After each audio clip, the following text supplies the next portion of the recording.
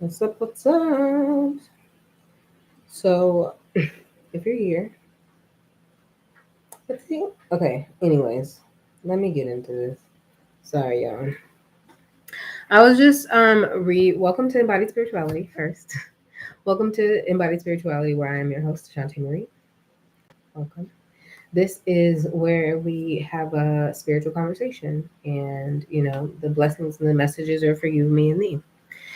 I was just before I got on here was watching like a portion of one of my videos from probably like 3 to 4 weeks ago that I hadn't seen. So I was like watching with fascination.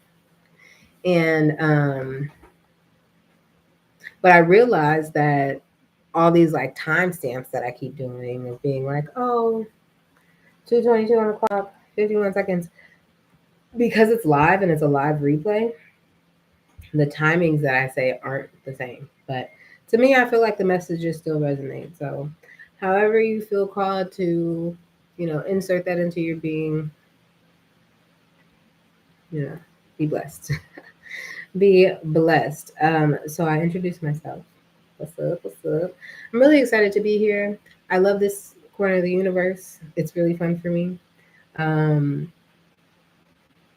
yeah, and just gratitude. One of the things that I was talking about at the beginning of the other video that I made was just, I'm always wanting to make sure that I come back to gratitude, but in that video specifically was when I was just like, bro, 12 hours aren't guaranteed to nobody, you know? And that is such a real message. So, again, I'm grateful to have been able to even grace your screens yesterday. To be here a whole 24 hours later is such a blessing. It's such a blessing. And I'm so grateful because, not everybody gets the opportunity. Not everybody gets the opportunity. So I want to make sure that I'm like maximizing on my opportunities and multiplying my opportunities to be here. And even right before I'm like, oh, my energy is dipping. Should I even get on? Like, but even before, like a few minutes before that, there was a message that I had felt was like, do it tired. Do it tired. There's times where I come on here where I'm like, ugh, like I don't know how much energy I have, spirit, to do this video. But of course, the divine is here to, you know, energize me enough to get through the videos. And then when the message is done, I know when the message is done. Because spirit be like, okay, we got to get off. Okay. It's like, yeah. So, anyways, my sign of the universe. I'm Shanti Marie. We're gonna practice not saying I usually do disclaimers. I cuss a little bit over here, but it's not too much, so hopefully you can deal with it. Today, I don't think I feel like I have too many things that should be like causing triggering of any sort. Let me see. Maybe when I go into my update around my fast and how it's affected or influenced my eating. Still getting those sharp pains. Um, and maybe like at first I thought maybe it's like a little infection because it was like my throat or whatever, and it still could be like a like minor ear infection. But it kind of, because of how long it's lasting and kind of when it starts to peak, because there's a lot of times where I forget that there's anything wrong, and then all of a sudden I'm like, ah. So it could be a new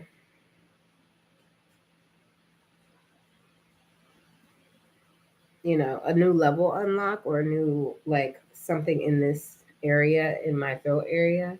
And that's what it feels like. Something in my throat area needs to open or release or rebalance or become a better vessel, is what was coming up for me just now. Um,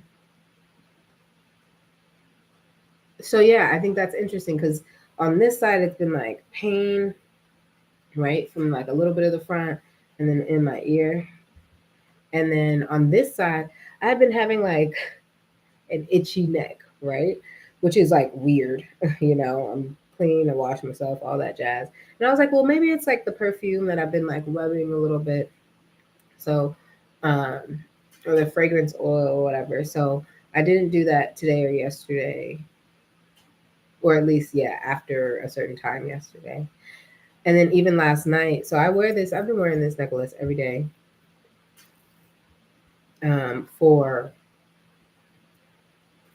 decades. And I should leave it out.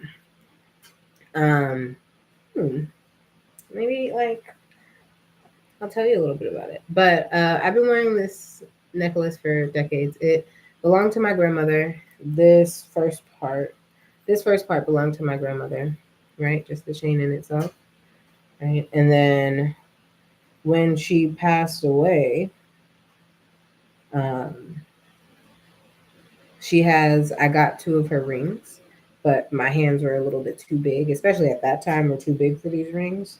And they could only really fit, like, I think this one can only fit on my pinky. Well, no, now it can fit on more. But if it's not my pinky, ooh, I didn't even know. Marriage vibes. Okay, am I gonna be able to get it off? I can. Haha. Hey, that's cool. That's how you know your hands shrink, bro. Because I was heavier back when I first got this and went through different stages, so I could never wear these rings. So that's why it like stayed on the necklace. And then this third ring is my actual marriage ring to myself. I married myself in 2018 in a wilderness during a wilderness rites of passage. um, I want to say event, but it wasn't an event, but a retreat. There you go, wilderness rites of passage retreat, and especially on my solo journey. So during my solo journey, in the middle of it, I um, made vows to myself and to honor both sides of myself and all the pieces of myself and the facets of myself. Because it's easy to be like, I only like you when you're happy, sort of thing. But it's like, no. Like, sometimes you're going to be moody. Sometimes you're going to be angry. Sometimes blah, blah, blah. Or sometimes you're going to want, you know, both things at the same time or feel two different ways that are opposite of each other, you know? And instead of like trying to demonize one side and honor, you know, on a pedestal another side, I just really want to make sure that I give value to, because both pieces, both thoughts, both all of those things, they're me, you know, and especially the things that resonate with me. Now, if it doesn't resonate, then that's not me. If I don't believe in it, that's not me. That's somebody else. That's other people's stuff. But when it comes to me and the things that I actually truly feel, I have to honor that. I have to honor that. I'm gonna try not to be frustrated with this little cat of mine that I have. We had a little disagreement when I first got in today. I was trying to say hi to her. Yes, I'm talking about you, because what's happening right now behind this screen? This cat is sitting over here in the middle of the hallway, staring me down, thinking that I'm not gonna say nothing to her about it. But she already know how we roll over here. Um, yeah, yeah.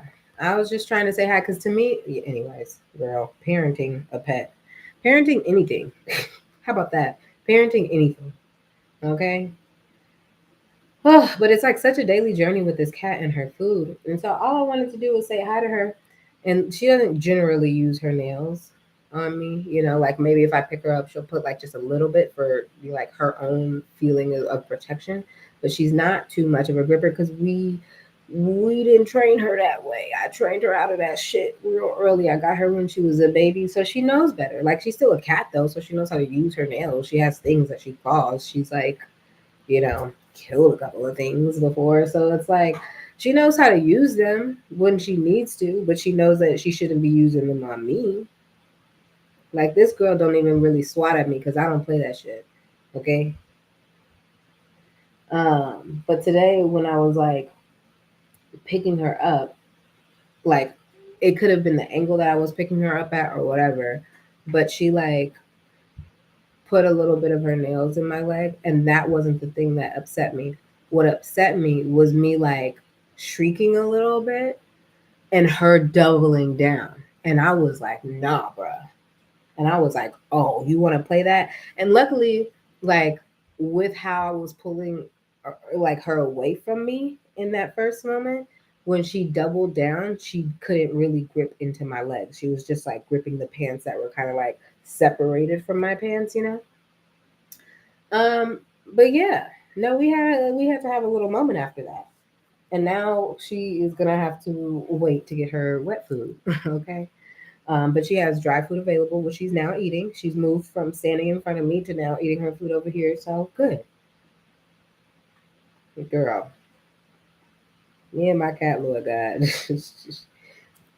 Lord God. So once I get off this video, we maybe can be friends again. But right now, I don't have the time or patience to deal with her and her attitude because I got an attitude with her. Okay. We don't play that. I've had this cat for, she has been my child. Okay. For like 8, 9 years, something crazy like that. Like we're about to get into decade status. You acting crazy. You lost your mind? Anyways, that's a message. Somebody, I mean, maybe you have boundaries that you need to reestablish with people. Maybe it's about parenting style. I don't know. But I feel like me even sharing that story was for somebody. Okay. So take it if it resonates. Um, Before I go any further, I would definitely like to say my prayer, and then I can actually drop into the topics of the day. So, prayer. We only walk with the Most High over here, okay? By the way, BT does. Ancestors, guides, and angels for the greatest good of all involved, higher self and source, thank you.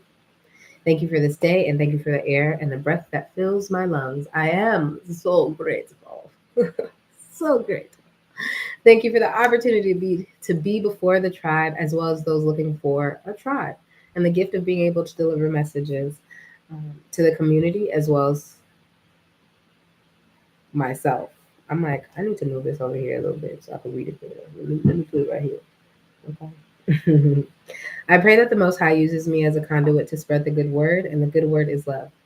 I pray that I share only what is needed and necessary, and that the viewers receive what is meant for them, leave the things that don't resonate, and that they have the wisdom to know the difference. In this space, we are protected. In this space, we remember our wholeness. In this space, we share love with one another healthily and wholeheartedly. In this space, we find a sense of peace. And so it is. Ashe. I love this. I definitely feel like I need to add like one line in this certain spot, but I'll figure that out at another time. It's 13:13 o'clock on my clock at least.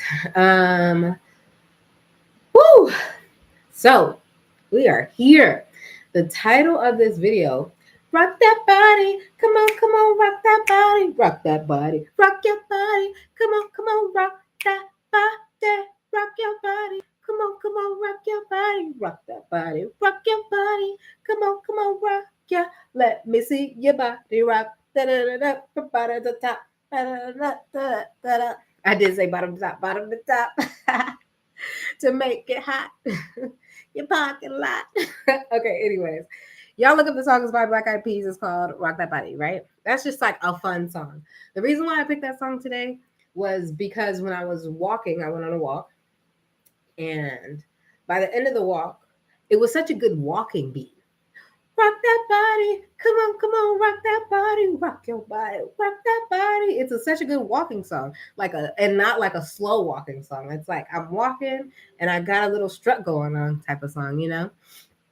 And I thought that was perfect. Like find music first that helps encourage you to do the things that you want to do, right? Because first of all, you'll be better off for it. You'll be better off for it, and you're gonna enjoy it more. And isn't that like enough? That should be enough. Joy, enjoy, joy. I'll take it. I'll take it. I'll take it. So yeah, we're gonna go on tangents. We're gonna go out of order. We're gonna jump around. pull up a chair, have a glass of water, get some sunflower seeds if you want to. I'm not gonna be on that today. Get a snack, whatever you need. Get what you need to hang out and chill here with me, okay?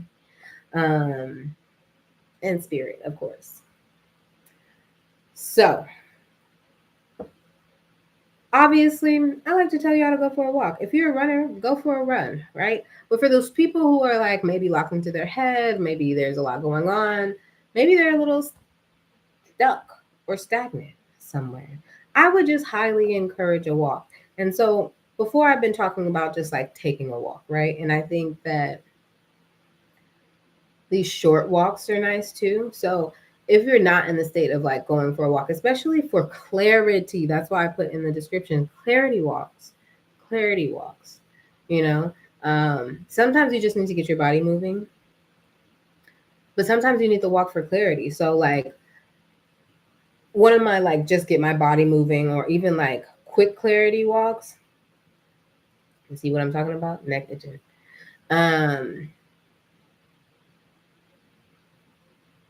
Yeah, I gotta sit with that a little bit more later today. But quick clarity walk, sometimes I'll be like, okay, I'm gonna walk around the block. If you're living on a super long block or something like that, maybe walk down the street and walk back. If you live in the countryside or something like that, walk down the field and walk back. Walk to your neighbor's house and walk back. Whatever it is, walk around your house. Okay? Literally around the building of your house or your apartment building or wherever you're living, condo. Or, you know, even back in the day when I was like younger and a little bit more insecure about certain things. But I still wanted to like get a workout in, but maybe I didn't want to go outside because I didn't really like, that's a whole nother thing. I don't feel like that was in one of those moments in my life that I wasn't about nature the way that I'm about nature now. And I'm so grateful to be here versus there in that space. But I didn't necessarily see how much being in nature can shift everything. You know, like I knew I liked nature. I liked always being outside, you know, even growing up, like I would play outside a lot.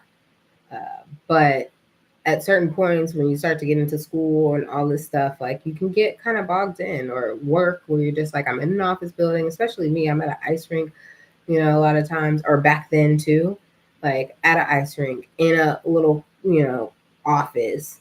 And then off times I'm like at home in my house, you know, whatever. Anyways, whatever your story is, um,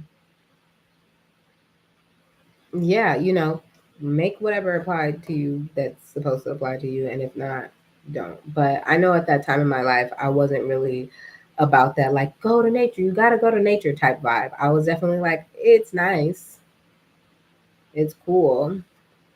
So even then, I would just like walk around my house. Like I would be like at that place that I was staying at, we had like enough space to we had like a dining room and a living room or a family room and a living room, something like that. And you could like walk around it. So I would start to just do laps. Like when I wanted to do the when I signed up to do the half marathon, or when I was considering signing up for doing the half marathon years ago, this was probably 10 years ago too. Um, I was just like, okay, well, I just gotta get like start somewhere, right? Start somewhere. And so I was just like walking. I would walk around and do like maybe like a number 9 or something, or a number 6, a number 9, and just walking around, and like maybe do 20 of those, and that can help something. But honestly, my better advice would be to actually just go outside and go for like a quick walk if you can. Now, the other thing, the do something. You gotta do something. Okay, do something. If you're feeling stuck, I would highly. If you're feeling lost, if you're feeling even emotional, if you just feel emotionally charged, and you don't know what to do with that fucking energy, go for a walk. If it's in a safe time, safe enough neighborhood, go for a walk. And if you're a runner, do that. But clarity walks have been something that has really helped me a lot. And even though I know the value in them, it's interesting to try and continue or to put those like to strategically place like those walks into my week to week more often, right? And I kind of was feeling that before, but then I was like, if I can just go for a walk, Jesus God, you know, because sometimes it's not about the long walks. But I definitely think that I need, like, at this point, at this stage, at what I feel like I'm picking up, and like even in the whole, because we're still in the, what is this season called?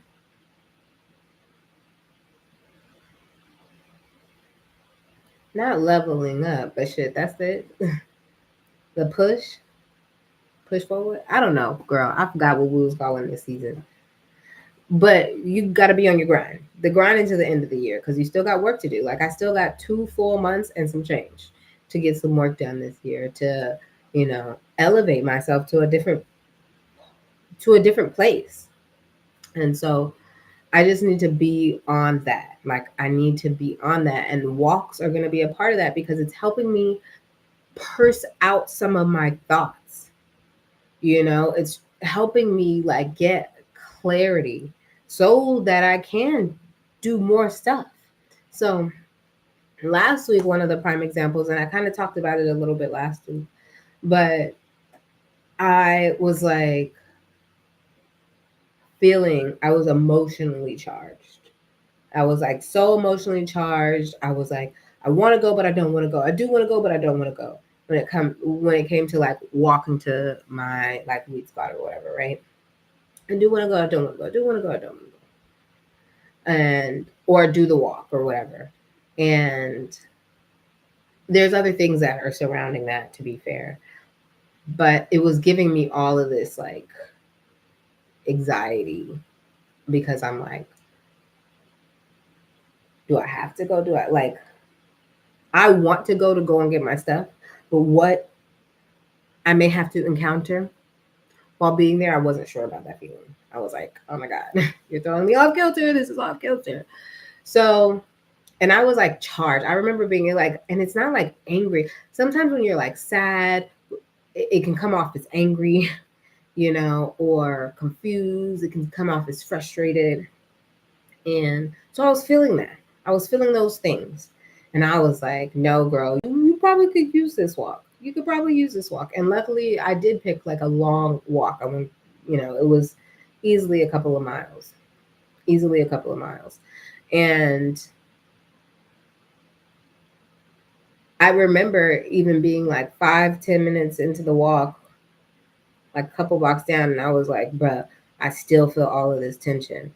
Like, I still feel charged, and I really hope that this charged energy starts to get off my back. And usually it does a little bit sooner because I enjoy nature so much. Like, one of the things that helped me. So if you ever watched Abraham Hicks, right?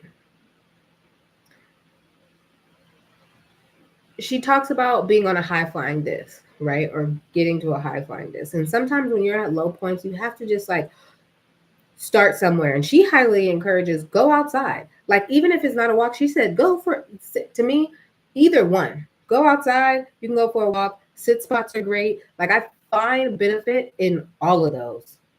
And I won't say that one is better than the other. I think whatever you need at whatever season, for whatever reason, do it. You know, for whatever reason, do it. But she was like, just start to say things that you appreciate, you know, that you can actually tangibly feel and like believe in versus just like, you know, I'm so happy and you don't feel happy at all. You know what I mean? You have to work yourself up to that. And for me, my way to help try and pull me out is to appreciate, because you can't feel, anyways, I'll go into that another day. But is to, I love color. I love, look, that's so funny. I wore this. That's so funny. God, you're so cool. I didn't have this shirt on earlier today, so it's funny that I put it on. But this is my shirt. It's Color Your. Oh wait, this side. Ice. It's showing on my boobies. Color Your Eyes. It's from the nonprofit that I am a part of called, let's see, FSDIA, which is Figure Skating Diversity and Inclusion Alliance. This is so funny that I picked this shirt and that this is this video today. I'm so excited. Anyways, so yeah, color. Color excites me.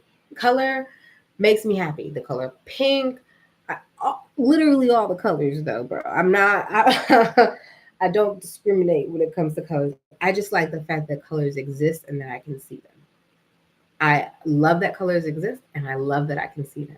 I love to see the vibrant ones. I like to see the vibrant ones compared to like the darker, contrasted ones.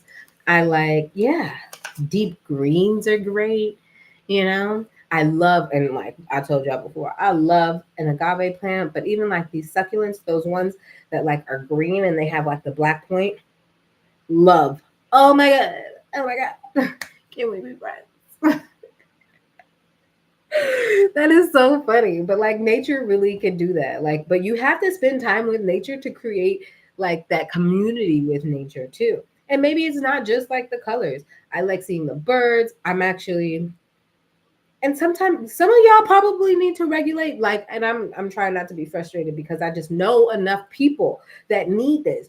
Some of y'all need to go outside more so that you're not afraid of the small shit. So you're not afraid of the small shit. Y'all be like, a bug. Think of the bug. First of all, the bug is barely the size of your freaking pinky nail. You don't stop freaking out over these little bugs, girl. Then if you start to get in good relationship, if you spend time with nature, nature one, all in nature, not just the plants, not just the flowers, but all in nature, like the birds, the bees, the insects, and all of those things, they will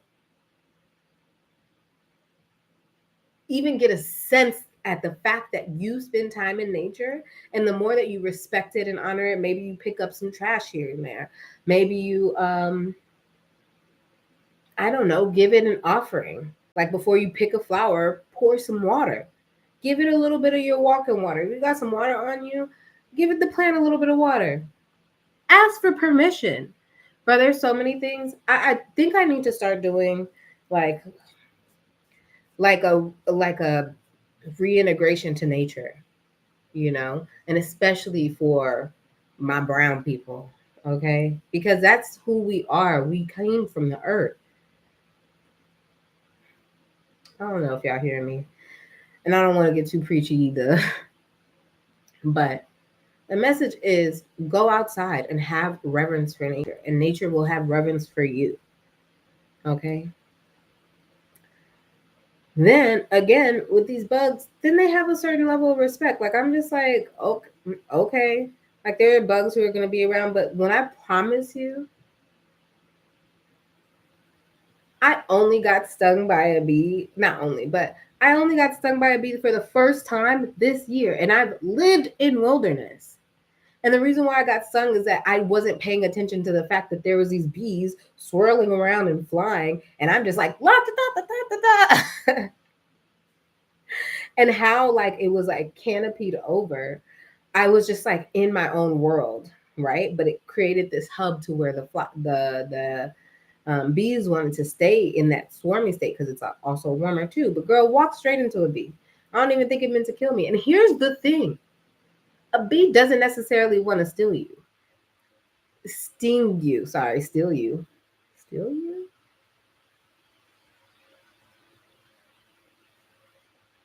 I don't know what that means, but okay. Um, doesn't necessarily want to sting you because when a bee stings you, it loses its life. Do y'all at least remember that from, growing up? When a bee stings you, it dies. So mind you, these bees don't want to just voluntarily fucking sting you. If they sting you, they're doing it for a level of feeling like they need to protect themselves. And like, we can at least honor that.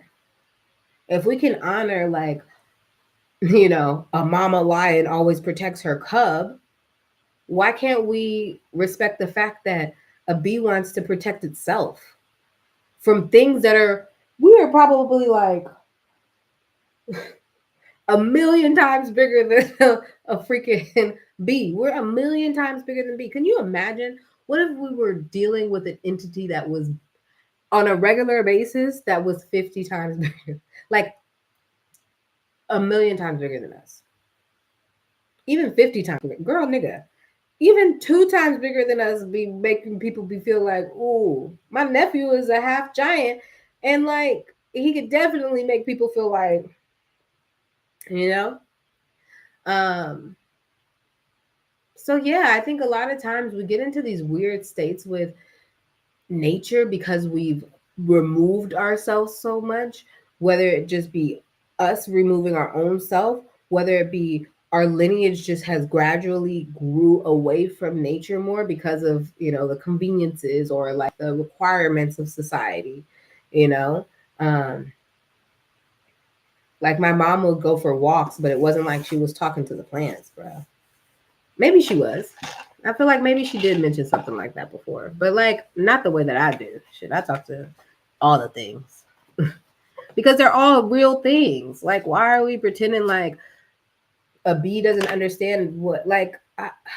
Anyways, yeah, I need to do some of these walks. I need to have conversations with people in real life so that we can get past this and that we can heal ourselves with ease. Okay, so anyways, I like to pull myself out of like my weird moments by, recognizing that I love nature, recognizing that I love color, recognizing that I love fresh air, recognizing that I get fresh air. Like there are people in the world who don't live in fresh air states. They have to literally check their pollution every day before they go outside. Did you know that? Are you aware? Because I didn't know that for a long time. Like, of course, I thought about, oh yeah, maybe some places, or like you think about like LA, the air quality isn't as good as some other places in the Bay. Um, and sorry, I just need a second because that was a text message I need to absorb. Um,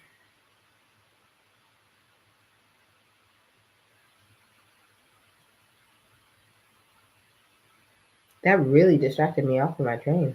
That's wild. I know I was talking about nature.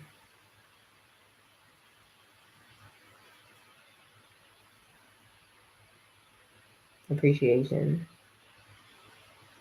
Anyways, one way to go another way, okay? Speaking of though, 33:33 on my clock when I was saying that. Speaking of though, you should also allow the walk to take you for what it is. Like sometimes if I know I'm going for a longer walk around my place, I'll be like, okay, well I kind of want to go this way and I kind of want to go that way and I kind of want to go another way. And then sometimes spirit is like, I'll get to the corner and be like, no, go this way. And I'm like, okay, I'll go this way. Nope, go this way instead. And I'm like, okay. Like listen to those intuitive nudges because there's so many different things that can happen on that journey, right? Um, going past the free library. When I mean free library, they have in certain areas in the world, they have these like little it's like bird houses almost, but they have books in there and they call it like a little free library. You can leave a book. Oh my god. Yeah, like what is it when I get that sharp pain? What does that mean? Going to the free library, dropping off a book and also picking up a book. And I've definitely gotten some good books from that free library. I probably should donate a couple soon, actually. Um, to keep the harmony going. Ooh, harmony is a word. I love that. So maybe it's like running across a certain person. Maybe it's the name of the street that you're walking down. Maybe it's like a piece of art. So that's what happened on last week's walk. I was walking and I was like, I could turn up this block, but I don't want to go. I don't want to have to walk past this one area until I need to walk past that area. So I was like, okay, well, I'll go a block further. There you go, a block further, and then walk up. And I'm glad I did because then I walked that way and I saw this crazy cool mural of like a skull and like energy, spirit or something coming out of the mouth, right? And if you know me, I love a good skull. Okay, I love a skull all the time. I like the representations of bones for whatever reason. I probably in another lifetime was an anthropologist. I love the show Bones, by the way. Love, probably seen every episode at least twice. Um, or at least 90% of every episode twice, but definitely all of them at least once, right? Love Bones, okay? Um, but I love a skeleton, and I think it's just because of my work. Like I'm here to, I think it's because of my work. So, anyways, I was able to see that piece of art, and I was just so grateful. And I was just like, see, God did that. Told me to go this way. Had this thought. Oh my God! Sorry, 1 second. There's this big ass spider that I'm gonna need to handle. But instead of killing the spider, like most people would, right? This is the example. Instead of, and I'm gonna need to take it out in a second. But instead of killing the spider, like most people would do, just in its life, because a spider generally is something easier to like catch versus like if they're ants, I'm not about to like scoop the ants up and then bring them somewhere else. Like, no, you gotta kill ants. You have to have clear boundaries with ants. If you come into this place, you know that your life has a limited time slot. And any other thing, bruh, if it is a gnat or if it is a spider, like the spider has an option. You could either get caught and me escort you outside so you can keep your life, or I'm gonna kill you because I'm not doing no jumping fucking spider and can't find you later. Not doing that. Then that spider is low key like this big, bro. And it's like climbing around the cup that I put on top of it. It's like trying to get out. I'm gonna let it outside in a second because I don't even want to torture it like that. Like the thing is like confused. Get me out of here, and I'm like, I will. Don't you worry. So, um, yeah, like, and if it's not that, because what else is there? Oh, like a fly, right? So a fly specifically, if they get in the house, like back in my old place, because of how the door and the light was set up, if I would just keep like the screen door open and the flies land on the door, I can easily like open the door and escort those flies out. You can keep your life. You have the option. You have the option. You have the option to keep your life intact by letting me escort you out. Or, especially when it comes to flies and me having a cat, I'd be like, you're gonna be cat food. Okay? Let me just let you know. I'm gonna let my cat handle that. Cause you gonna be her little toy for the day. You wanna be around and up in here? You're gonna be her little play toy for the day. So it's your option. You can choose what you want. But also too, you can have a reverence for nature. Like I'm not, and then if a fly, like there was one um day or season or whatever where there was like, I don't know if a fly, like I don't know, there was a lot of flies going on up in here, and I was like, what in the name of Jesus? Okay. But it was like you can't get those all out the door. It was like I was killing a bunch of flies. And Yeah. Sometimes it's that. Now, with you outside, I don't need to necessarily kill you. I can do like some, you know, if it's bee, if you burn sage or like lavender and stuff, they don't like smoke. You can keep them away, right? Whether it be like these repellent lamps or whatever. Like there's things that you can use, or those like candles or whatever, to keep the other gnats or mosquitoes and stuff away. Like there's things that you can use to keep certain things away, right? You don't have to be on this like murderous rampage. Um, but I understand needing to protect your peace too. Needing to protect your peace too. In the moment while I'm thinking about this, let me just go ahead and take care of this spider, because I feel bad for it. But having reverence for nature, that's the whole point of me talking about this. Having reverence for nature, no matter which way it goes. All right, spider, you ready? We're gonna go outside so you don't die, because that's the other option. Okay, because you're a big one. I would try and show you my stuff, but the male piece that is on. Hi, big spider. You're huge. How did you get in here?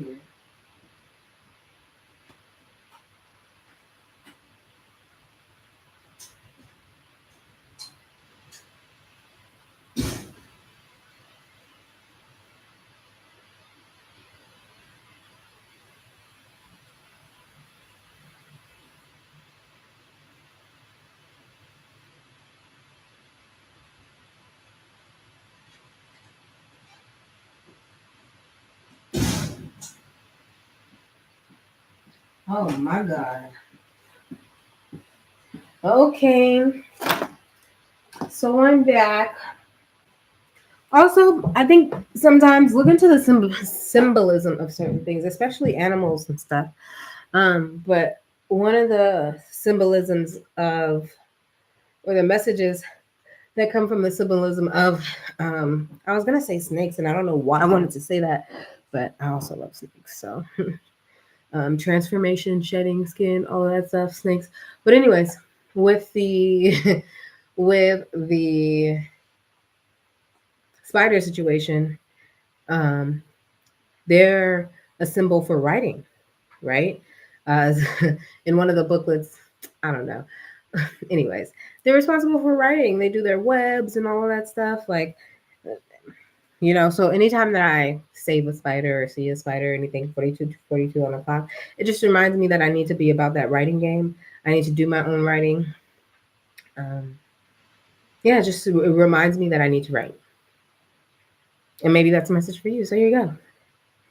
And maybe that's a message for you. So here you go. All right, now that we're back. Yeah. That's funny though. God is really like doing this video justice. Talking about colors on my shirt, talking about talking about nature reverence, and the spider comes. So yeah, I walked it an appropriate amount of steps away from my place and did a little be free. Cause spiders jump. Spiders jump. That's how they like cast those long webs that go across your space. They jump. So it's gonna be all right. It's gonna be all right. Um, nature. So clarity walks. That's what we are. Clarity walks. So yeah, I think that's something that you need to be about, and I know for sure I'm about to be about. And I did another one today. So I went today, like after I left the rink, I was like, you really need to go to the marina and just go for a walk. Like, not only do you just like need the workout of a walk, but like a walk would be nice to process some shit. And let me just like reiterate that last walk, the one that I was talking about having all of this energy and charge, by the time that I got like maybe even 5 minutes further than me being like, oh, I can't believe I'm still in this energy. When I got 5 minutes further, better energy. And you know what helps too? Learning plants, learning herbs, right? Aromatherapy. So one of the first things that started to help outside of like, oh, I like this color and I like these flowers and I like this plant, I like this tree, and look at that bird, look at the, butterflies. um, there was this rose and I smelled it and I was just like, and it smelled like a rose. Not all roses actually have the rose smell if you don't know. Now you know. But this one did. And I was just like, oh, I'm so grateful. And that already was like changing and shifting something within me. And then right after, oh, this energy is crazy right here. Right after, because I need to use this rosemary. Plus, I need to put some water in that rosemary. Oh my God. I am not going to be able to take this like ear thing.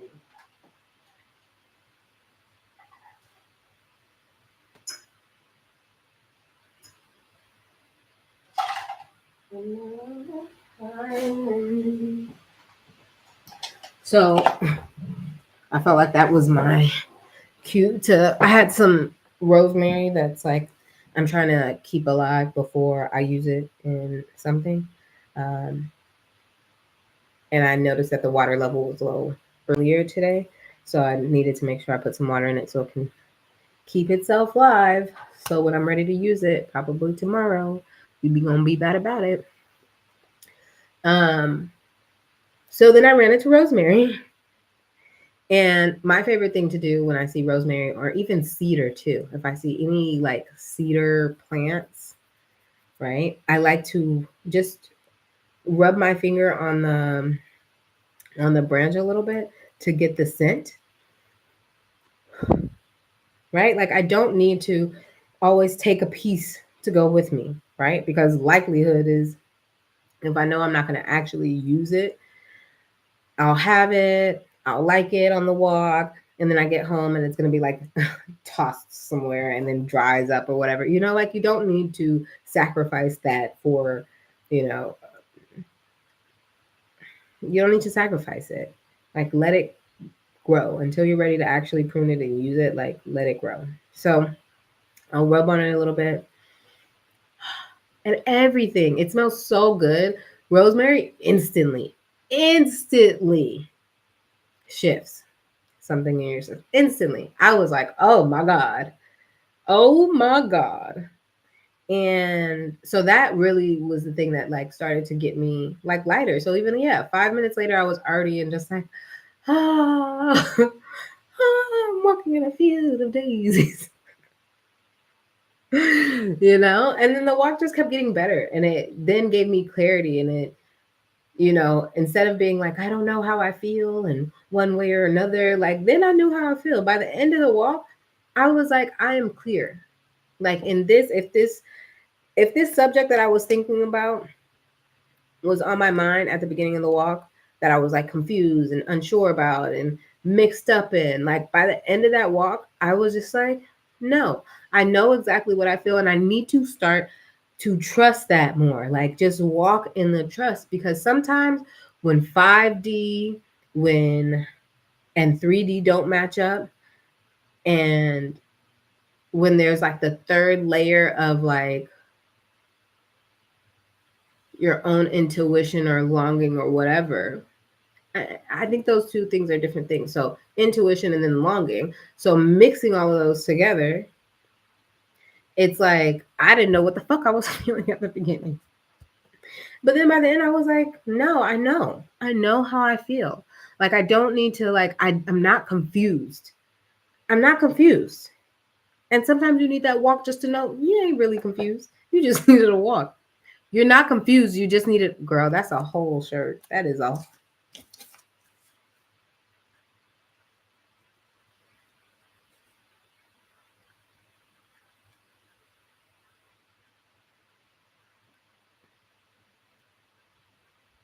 Girl, that's like a whole billboard.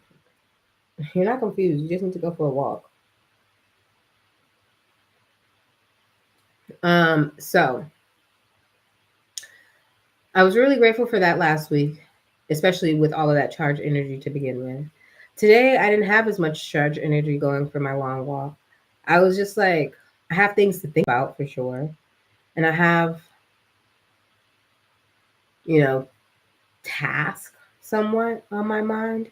And I felt like the walk today was very calming. Like it gave me clarity in a calm way because normally um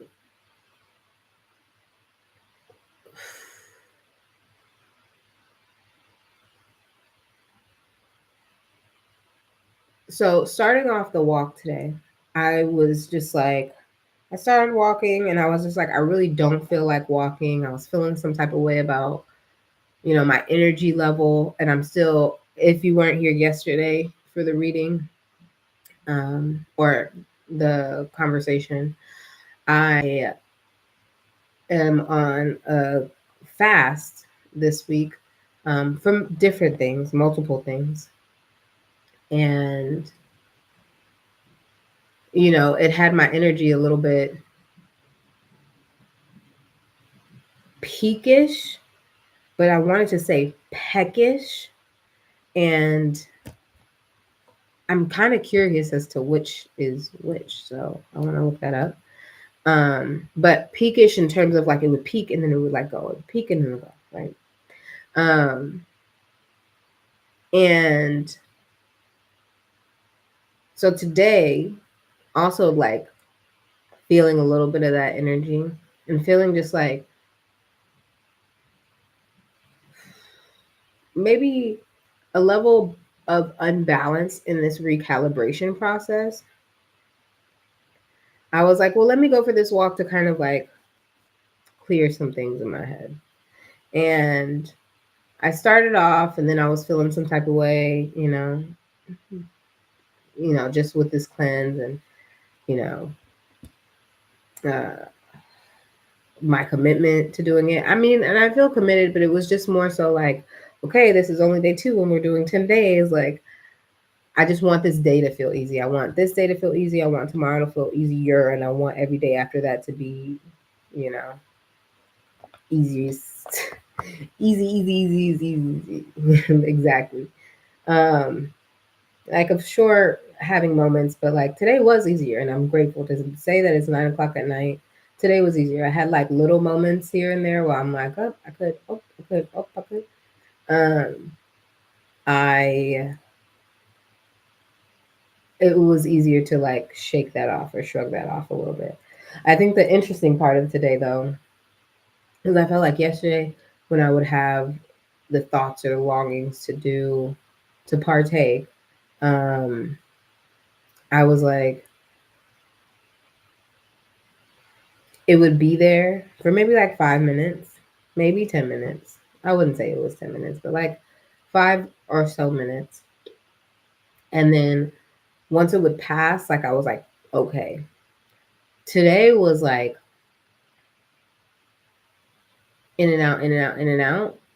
In that, like, so say it was 10 minutes. Because yesterday it was just like consistent. It was just like on me, right? For the 5 or 10 minutes or whatever. But today it was more so like, oh, I'm fine without it. Like, I don't want any 53:35 for me.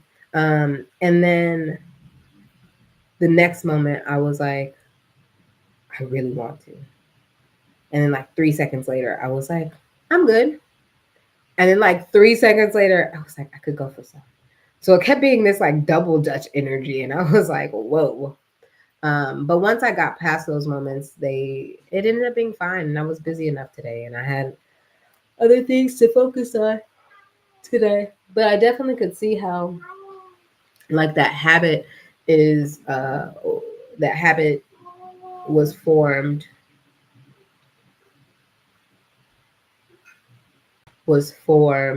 too, like how some of it is partially out of boredom. um so I'm not, this is, yeah, we get into the hour, God. Okay, cool. So in the walk today, then after going through like a little bit of the brain games for the first couple minutes, then it got into like to-do list. Oh, I need to do this and I need to do that. I need to do this and I need to do that. But it didn't feel like heavy. It didn't feel like, oh my God, 54, 54. Didn't feel like, maybe a little bit in the beginning. I was like, okay, well, I got to do this and I got to do this. And I was like, oh, the laundry list just never ends. But then it was like, okay. I was like, okay, well, I have so many hours at home. I was trying to gauge my energy. Like, what can I do today? And then also just what do I need to get done in different areas? So then, like, it gave me clarity around like business ideas, work, what I need to do, feeling capable of even doing the work. Because now going for the walk, now there's like some level of clarity to where taking care of certain things don't feel overwhelming because they're not coming up randomly. I think sometimes I can get personally overwhelmed if it's like, okay, I have these 5 to 7 things that I need to do today or something like that. And then as I get into the day or walk into another room and I'm like, oh shit, I forgot I really do need to do that. Oh man, I did say I wanted to do that. Oh, I wanted to do this too. I wanted to do that too. And I all want everything to happen today. You know? And I know that not everything can happen today, right? And some things I'm really okay with not happening today. But like it gives you that feeling, and I think that that creates more anxiety within me, especially when I'm not aware that of all the extra shit, you know, when it's kind of like, it's almost like prime example, prime fucking example, you know, when you got like, you know, you got to do dishes and you do like you do all the dishes. You've been washing dishes for a minute, whether it's dishwasher or actually with your hands, whatever. You like get the sink clean. That's the point. You get the sink clean, and then somebody wants to walk in and put a plate and a cup and like a fork in the sink. You're like, bitch, I just cleaned this shit. Like, why are you? And then like it frustrates you. You're a little overwhelmed. Now, don't let it be more than one person bringing you stuff. Now you like, y'all should have brought this shit to me earlier. You know, or if you find stuff, like there's been times where I've like cleaned up and I'll even like look around a couple of times and be like, all right, I think I grabbed all of the dishes. And then I'll go somewhere that I didn't go around to look at, and they got like 2 cups over there. And I'm like, fuck. Or I like go into like a work bag that had like a lunch or something, like a leftover lunch thing. I'm like, oh, okay. Or a snack thing, you know, whatever. But it's just like that feeling of feeling like overwhelmed, because once you're in the middle of taking care of the task, then you're thinking about 1,000 other things that you need to do. But if you actually like had a moment to go for a walk to think about those thousands of things that you need to do, then it can kind of put you, at least for me, I could start to put it into a roadmap, a blueprint, something I could work with, right? And like sometimes writing things down help, and sometimes you need to do things that aren't being written down. So it's like, sure, I wrote down that I need to decorate, I need to clean my floors, I need to do a little of this business project or make some kale chips, right? That was yesterday. I need to make these kale chips. But then there's like those spontaneous things that come up, right? Like, oh, I really want to wear these white shoes to the event. They're dirty. Let me clean them. That's another 15, 30 minutes that you didn't like factor into your day. Maybe there was ants. Maybe there was ants. Now you got to do a whole cleanup, right? Like ants got into my cat's food the other day, and it's like there's other places where it's sprayed around, but it like, I don't know, they found themselves a way to get over there, and I was just like, fudge. So spray it down, wipe it up, respray for protection. You know, then I gotta wash all her food stuff, change out all her bowls, do like reset her thing, and she has like a mat that, and it's like a, to me it's kind of like car mat, not inside car mat, but like an outside, like a garage mat that you would use for your car. It has like this heavy dutiness to it. So I have to like wash that, but it's like I gotta use, you know, I gotta do some stuff to do some stuff. And those things you're not gonna like write down, oh, clean up ants. Like, no, some shit you just have on your list that's not on the actual big list, but you know in your mind it's on your list. And those walks sometimes can help filter that through. And even business ideas, like landing in certain business ideas. Like as I was walking, I was like, oh, well, maybe I really need to do this. Like I need to do this to make this happen. I need to do this to make this happen. I'm like, yeah, maybe let me look into this. Let me do some research, some R&D. Okay. Let me do some R&D. And,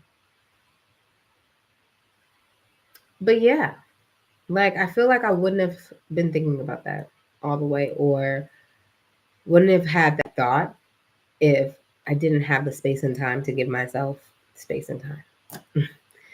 And so after I had those thoughts about business and everything, then once those shook out, then I was able to just enjoy the walk, enjoy the scenery, enjoy the blue, enjoy the birds, enjoy like the water was so nice. Everything looked so blue. It was a little cloudy today, but it was all right.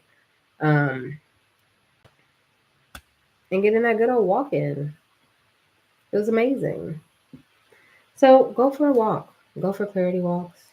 If you're feeling frustrated, if you feel like you need a pick me up, go for a walk. I was gonna say something about countdown energy, but maybe I have to come back to that another day. 100 rounds. The Sierra song is on in my mind. I'ma hit you with a dose. I get a little closer, more. Cause that goes 3, 2, 1, drop. Dun dun dun dun dun dun dun dun dun. That's the start of that. And then right after a song on my shuffle iPod situation. It's an iPod, but it was on shuffle, and it's not a shuffle iPod. But those little clip-ons, hey, those are dope. Tiny little square rectangle things, so you could just clip on, have your headphones. That was cute. Um, and then the song like Fergalicious, I think that's the name of the song, Fergalicious by Fergie, came on, and that starts with 4, 3, 2, 1. And so it's like this countdown energy, like something we're getting somewhere. It's kind of hot. It's Fergalicious. I'm done and both are right. They wanna get. Hold up. Check it out. Baby, if you really want me. Okay. How to taste it. Anyways, so there's some energy with countdown. Maybe I'm on the countdown of trying to like get like past this cleanser fast or whatever. Maybe it's a countdown to the blessings that are about to open up to me. I know that, and maybe that's the countdown energy for real, because yesterday I was like, I am looking forward to seeing what blessings I'm gonna get, even just within 3 days of doing this, you know. Or three, like, days of being on this process, and whether or not I count yesterday as like day one, which was day one, or because I talked about it at the end of day one, that today is day one. Whichever one it is, I'm still excited for what's about to come out of it, because for me, I know that there is something. I felt like I got multiple confirmation even after saying it on the camera yesterday. Multiple confirmations that it's like, yep, 3 days is it. 3 days is it. And I was talking about, Jesus was raised in 3 days, right? And so that there's some significance around the number three. And even if you don't believe in God or Christianity or, any religion that has affinity for Jesus, like there's Trinity issues, or Trinity issues. That's a different word that I wasn't trying to use. There's Trinity focal points in so many different pieces of nature, and belief systems and religions and all of that stuff. And even outside of religions, just cultures, they have things that come in three. So three is a good number, and maybe I need to do a deeper dive into three. But I know that 3 days, so much can happen in 3 days. Girl, these pains is crazy to me. I don't understand it. And maybe like it's just like God saying, yep, that, but it hurts, God. Does it have to hurt? Is my question. Or follow that thought. Like that's what it keeps feeling like it's telling me. Like follow that thought, But I'm like, do you have to cause pain for it for me to follow it? I don't know. But maybe it's just trying to grab my attention. But you can do it better. Spirit, thank you. Because this hurts. And I don't like it. It's not fun for me. So I'm really excited about that. Uh with the Fergie song, I wanted to say like be yourself. I wanted to get into being yourself. And like I felt like Fergie was so cool when she came out. I felt like she was just like this like urban girl that had like real respect in the urban world, you know? And considering, yeah, anyways, so many things I want to say about that. But considering, like I said before in one of my videos, that people used to call me the white girl, even though I'm clearly as chocolate as I am, looking all good in chocolate and stuff. Ugh. I'm clearly not white, but people would call me like, oh, because you act like, or you talk like, or you be around, or whatever. And who cares? Why do I care about anybody's? And so, yeah. So I feel like I would resonate with people who were like mixed or of that mix because I feel like I'd be mixed. And considering I have so much reverence for so many cultures, I do have like mixed energies. And especially like that whole Eve Jean, if we created the whole world, then they are all mine. They're all my sisters, right? This is okay. So to me, it was just so. Anyways, sorry. I had reference for Fergie. I love that song, by the way. And wasn't that like the year that everybody was spelling shit in songs? I thought it was so funny. To the D, to the E, to the LICIOUS, to the D, to the E, to the LICIOUS, to the D, to the E, to the LICIOUS, to the D, to the E, to the. Love that song so much that that's like my handle, my main handle. My Instagram handle since the beginning of me having an Instagram has been Marie is delicious. Marie is delicious because I am Marie and I am delicious. And I loved how I kind of just like formed more into that. I do things that are delicious. I create things that are delicious. I smell delicious. Like there's so much. I love delicious. My skin looks like it's doing stuff today. Anyways, anyways, but there's something about being yourself that I wanted to really like make sure I put in there. And because in the do something, so if walking is something that you need to do to get clarity so that you can take action somewhere else, because there's one thing of being a dreamer, but there's also something about taking action towards your dreams. And sometimes it can be overwhelming. Sometimes it can feel too big.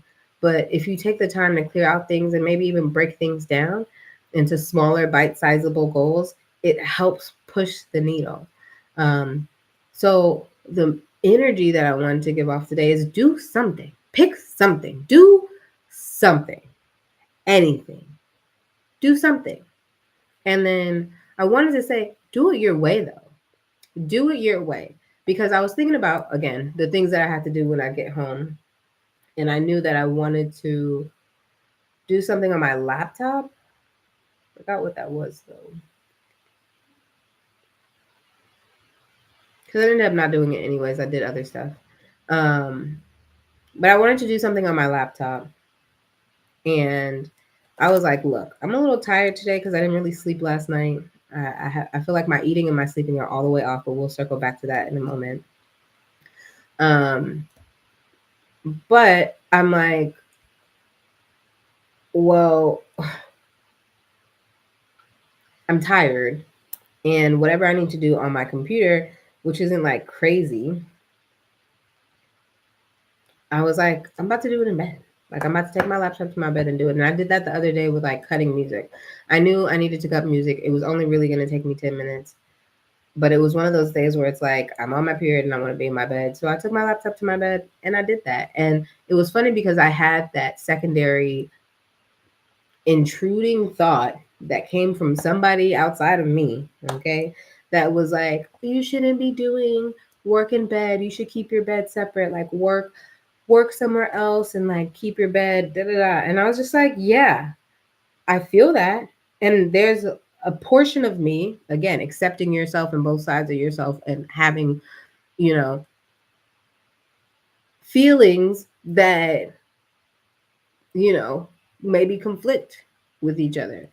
And so, as much as I believe in that too, like keeping my work separate, not keeping too much work on the bed so that I can rest, so the bed is for rest, blah, blah, blah. Like, I believe in some of that. I believe in a lot of that, to an extent. But because of, you know, going to school, and especially once I was getting, I don't think it was, yeah, I don't think it was so much in my undergrad, maybe a little bit in my undergrad, but I'm not sure if ages and years ago. But doing my master's with all of those papers that we needed to write, all of those like research papers, I would do that shit, like some of that shit in my bed. Now, certain things I need to sit at a desk because it gives me more uniformity, it gives me more structure. There's a 22 and a 22 on my computer. 922 on this clock and 111 over here. Whew, numbers. But I would be in my bed and I would be like, and take care of work.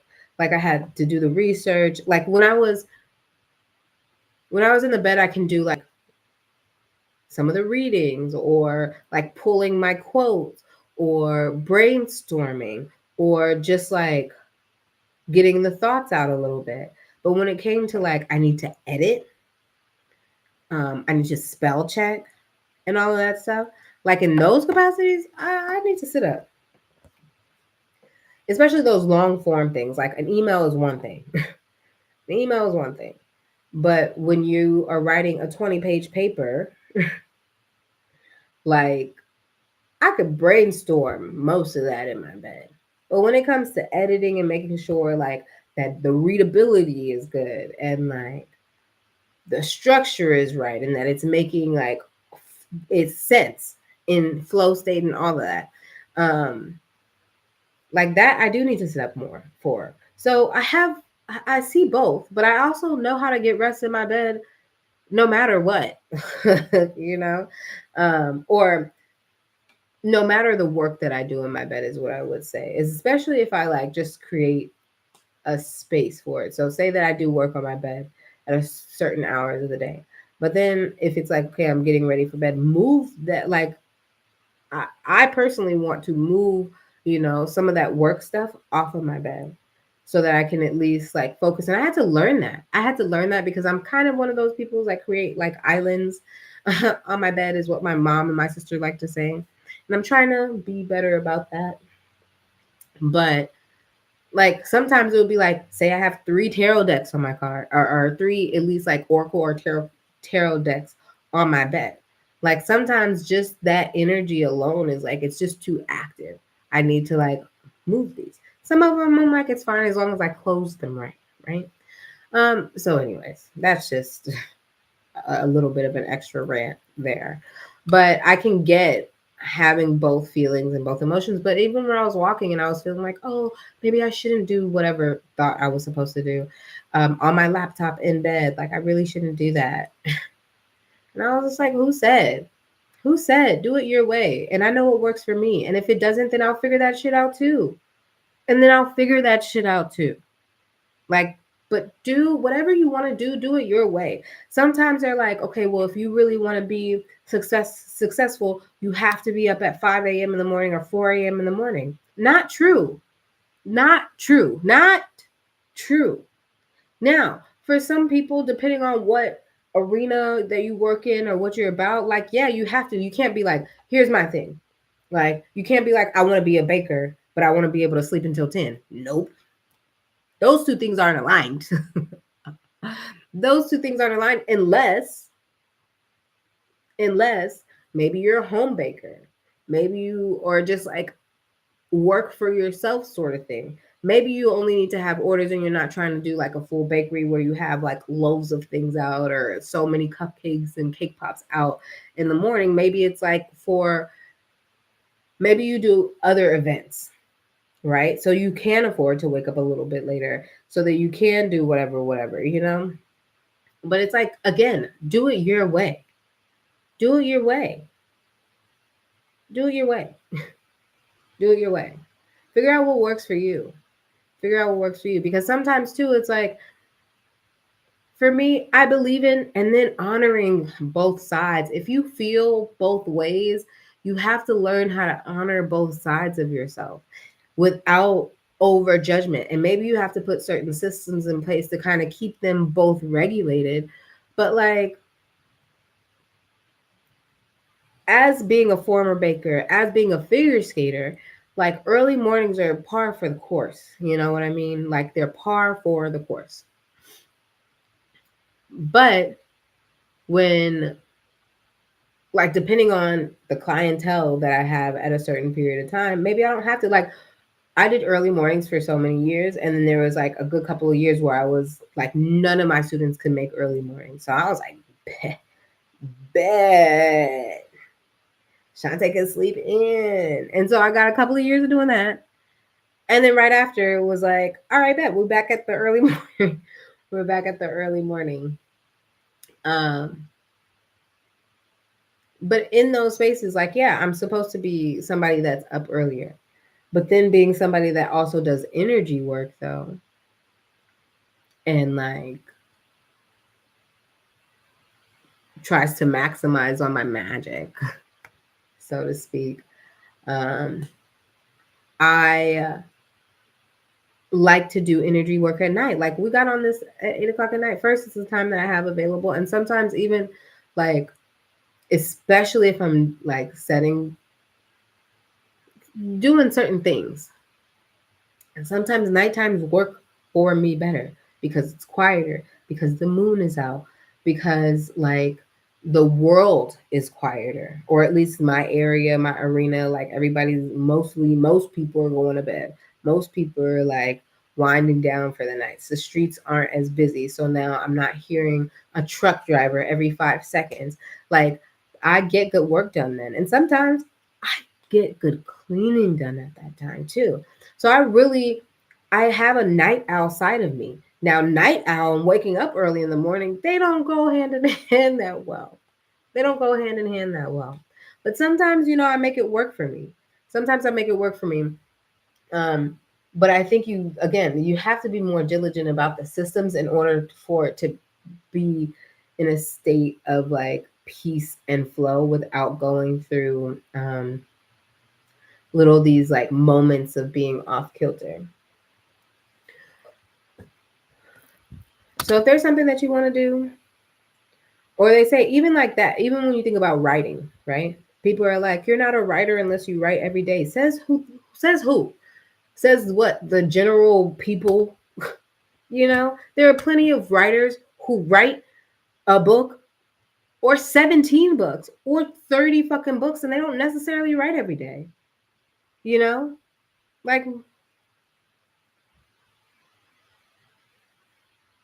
Like who said? And then I think that's what happens to us. We get so caught up. It was 1:18 on the clock. What happens is that we get caught up in like, I know I do. So I don't know if this is happening to you, but I know I have to get myself off of this train that I be, running on sometimes, which is like, because even in that, speaking specifically about writing, I have a project that I'm working on, and I've had multiple projects that I've done, and I know I can write. I know I'm a good writer. First of all, anyways, I'm a great writer. Let's be clear. I am a great writer. And just because I'm not writing every day doesn't make me not a writer. Just because I'm not doing art every single day doesn't make me not an artist. Now, would I be more practiced if I did art every day? Sure. Would I be more practiced if I wrote every day? Sure. Is that the world that I'm living in? I'm not just trying to be a writer. I'm trying to do so many fucking other things in my life. So I have to figure out a way to balance that and know what that looks like. Right. And again, another example, and just to like drive the point in a little bit more of doing it your way. I was thinking one of the things I was thinking about on my walk as I was like, I got to the certain point and I was on my getting back to my car point, um, I was thinking about like, because I was trying to navigate my feelings around working, overworking, being on that hustle and grind all the time, but then also wanting to be able to have a level of balance in your life and like, in time and not feel rushed and not feel pressured and not feel like I have to all the time or like I can do what I want. So I was thinking about, people, whether they were successful, like entrepreneurs, singers, that realm. And I was like, okay, so that's something. And that's, that looks like something, right? But then I was thinking about this other influencer or whatever that I've followed for years, and she's very much in the state of balance of like, okay, well, I'm sure she still works every day. She's been on these YouTube streets for 10 years plus, right? YouTube, she has her own, like not Patreon, but something like that. Um, just had a baby, all of that jazz. But over the years, I've seen her go from being in her apartment, being single-ish, or dating to now she got like a consistent person in her life.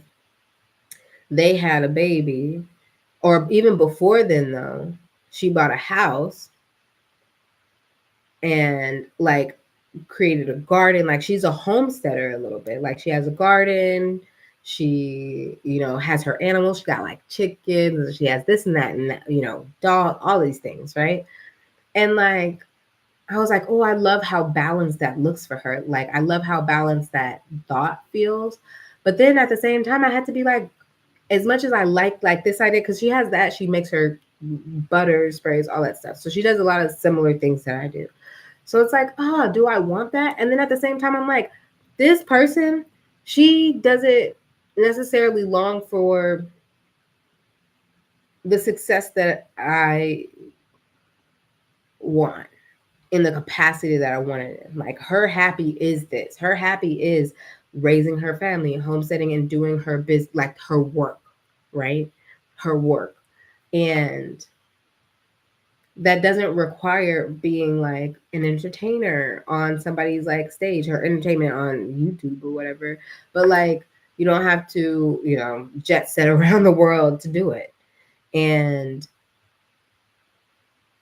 to me, as much as I was just like, oh, I would kind of like a life like hers. Then in the next breath, I was like, girl, not really. Because you have something else, one, on your destiny, on your dome. Okay. On that destiny dome. But like you have something else in your destiny that's like big, big, big. Like big, everybody knows. Like where she's at, she's good. And not to say that she has anything small because she has a really great setup, and it's just gonna continue for her. But mine is not gonna look like that. But do I want to be like, there was an example of, I was watching The House Guest with with Scott Evans, but the guest was Niecy Nash, and she was talking about working with Kim Kardashian on their show.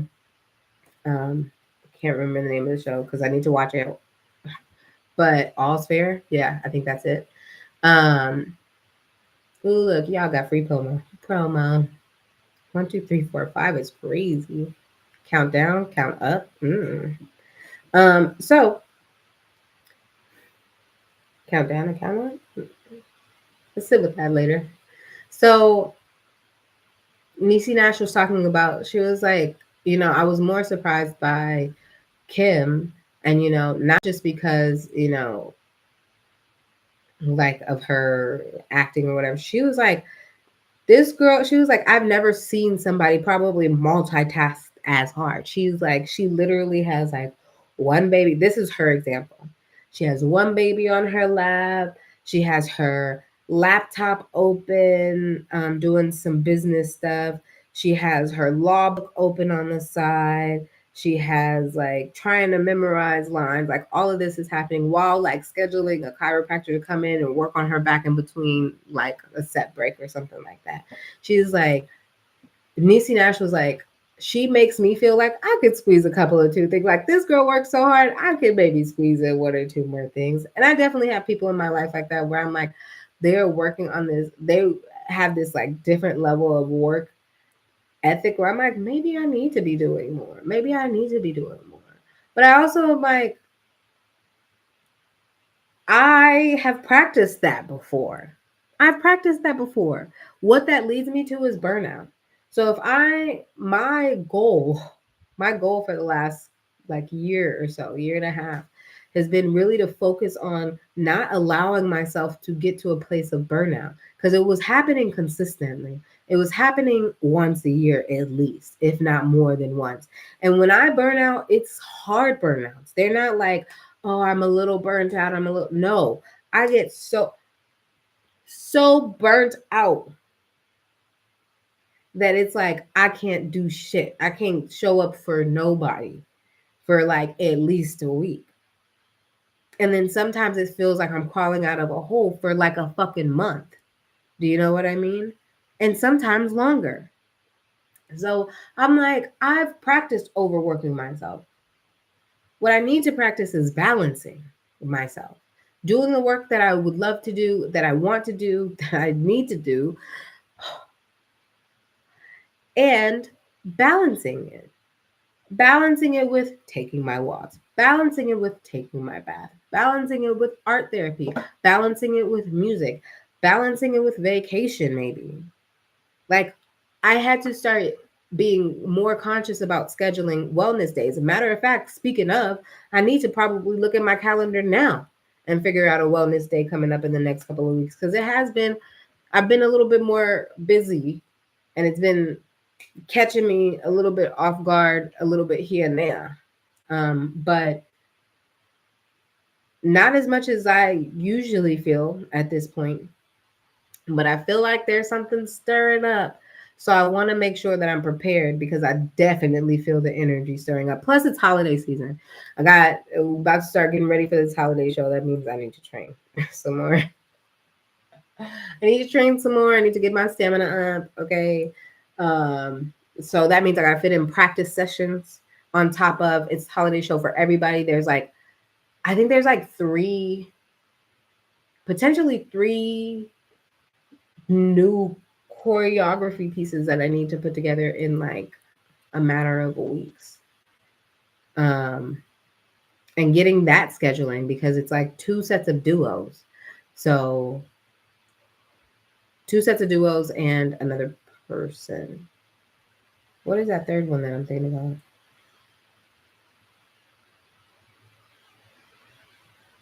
Oh, I do need to do that for another student. So yeah, there's pieces I got to do. Then there's test deadlines. Then there's test deadlines. Oh, plus the new girl that I'm about to take on too, help another coach with. Girl, so yeah, like you have to learn how to take care of yourself in the midst. And if a walk is that, then do it, please. Do it, please, in order not to burn out. You know, if it's scheduling a massage, like tomorrow I have acupuncture. And I'm like, oh, I could really save those coins, because I gotta get ready. I gotta get ready for this other trip for Thanksgiving. So I'm like, I could save those coins and just push this out. But because last week I had like more of a injury feeling moment or like super pain in my knee, one of my knees last week, and I kept being like, oh, I can't. I get acupuncture next week, so I'll just have to wait. I'm keeping my appointment, you know. Um, because I know I need it. Like, not only does my knee need it, but my spirit needs it. And like, yeah, I could save those coins, but those coins are gonna go so well on my body through this acupuncture, you know? Plus I get to see my acupuncturist and he's cool. I would consider him kind of a friend. Like we don't hang out outside of this anything. But we are friends in the sense of like we check in on each other when I am there. We're like, oh, how's the family? How's life going? How's work?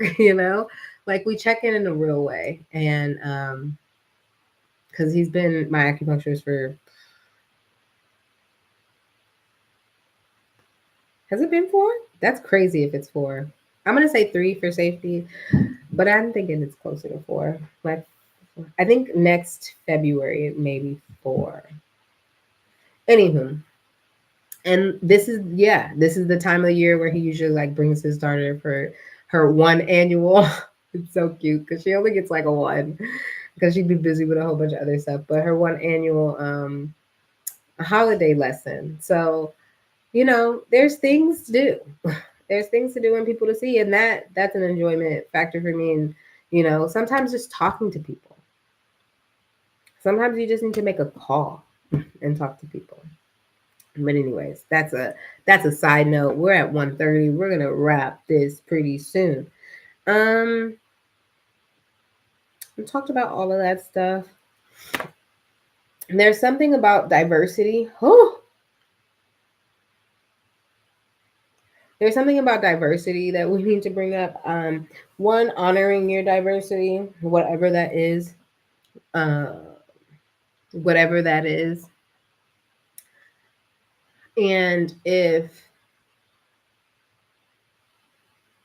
that's the thing that makes you unique or stand out in a room or stand out in a space or stand out in like I know being a black figure skater, like that's a diversity plug for sure. Diversity plug for sure. Because you don't see it on your screens that much, do you? And until you do, come hang out with me over here. Or book a lesson.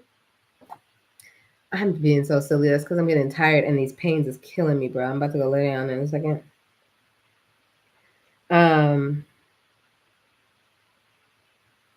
Yeah, I don't know. There was something about, I wanted to talk about this yesterday a little bit, but I was like, nah, that doesn't go in this video. But it feels like it goes in this one.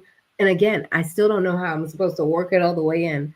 But there's something about being the diversity plug. So like Saturday, and maybe I'll just tell a story or my stories so that it can make sense as I parse it out.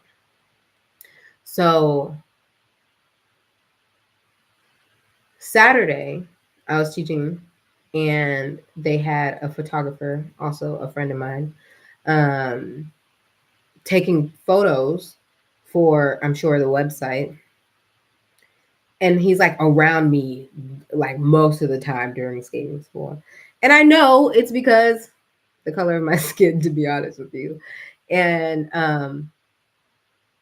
not to mention I'm a great coach. But because like I'm brown and on the ice and it shows, look at how diverse. I mean, we all go to those websites, not just skating websites. It could be any website where it's like, if you see a white person and then an Asian person and a Latino and then a black person, and then like, when you start to see people of different races, you're like, oh, you feel welcome there, right? Diversity being a welcoming agent.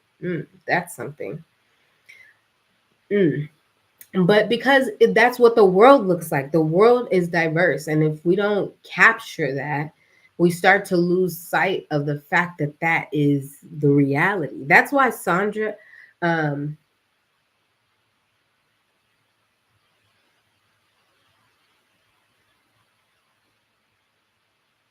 Shonda Rhimes, there's something about Sandra Bland that was about to come up though. And if you don't know who Sandra Bland was, she lost her life in a police arrest, being under police custody.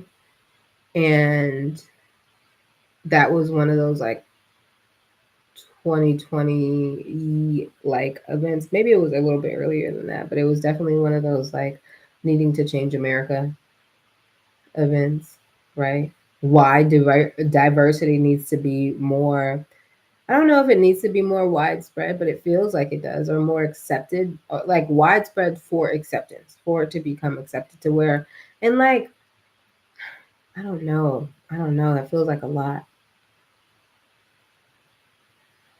But rest in paradise, Sandra Bland. And, I pray that her family is cared for and kept well, and loved on. Um, but, and I really don't want to get into these topics, but not today.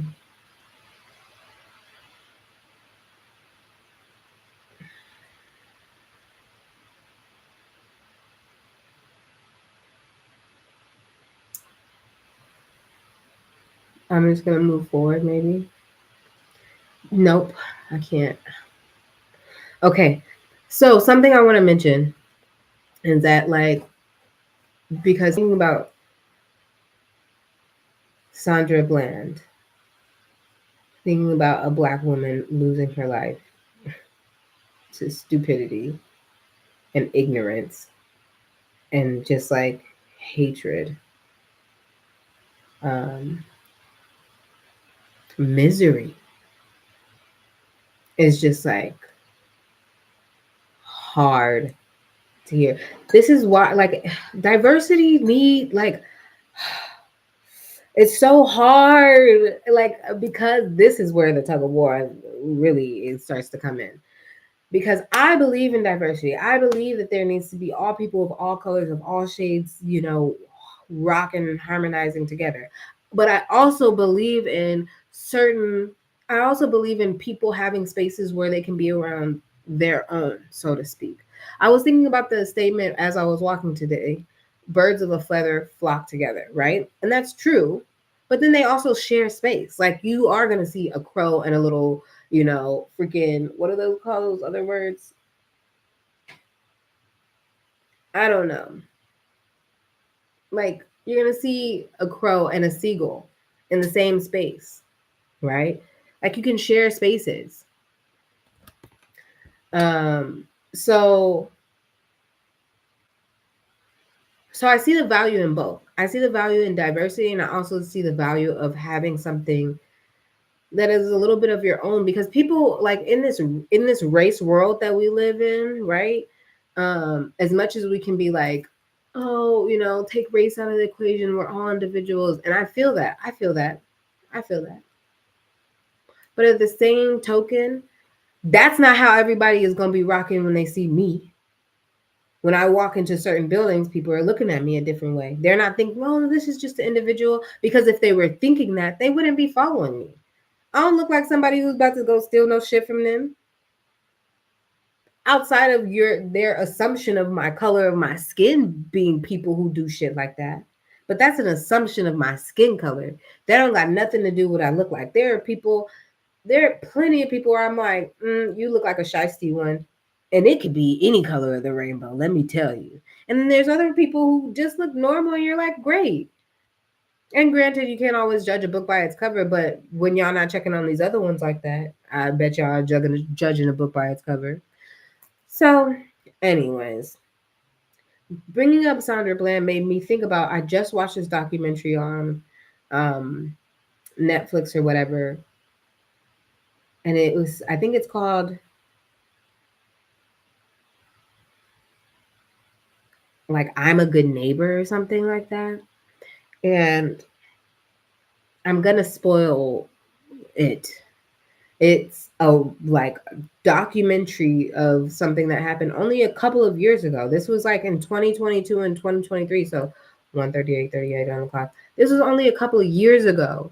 And I don't really remember where they were in the world. Yeah, I don't know where they were in the world, but they're in the United States. And this lady was just a miserable lady who happened to be of a certain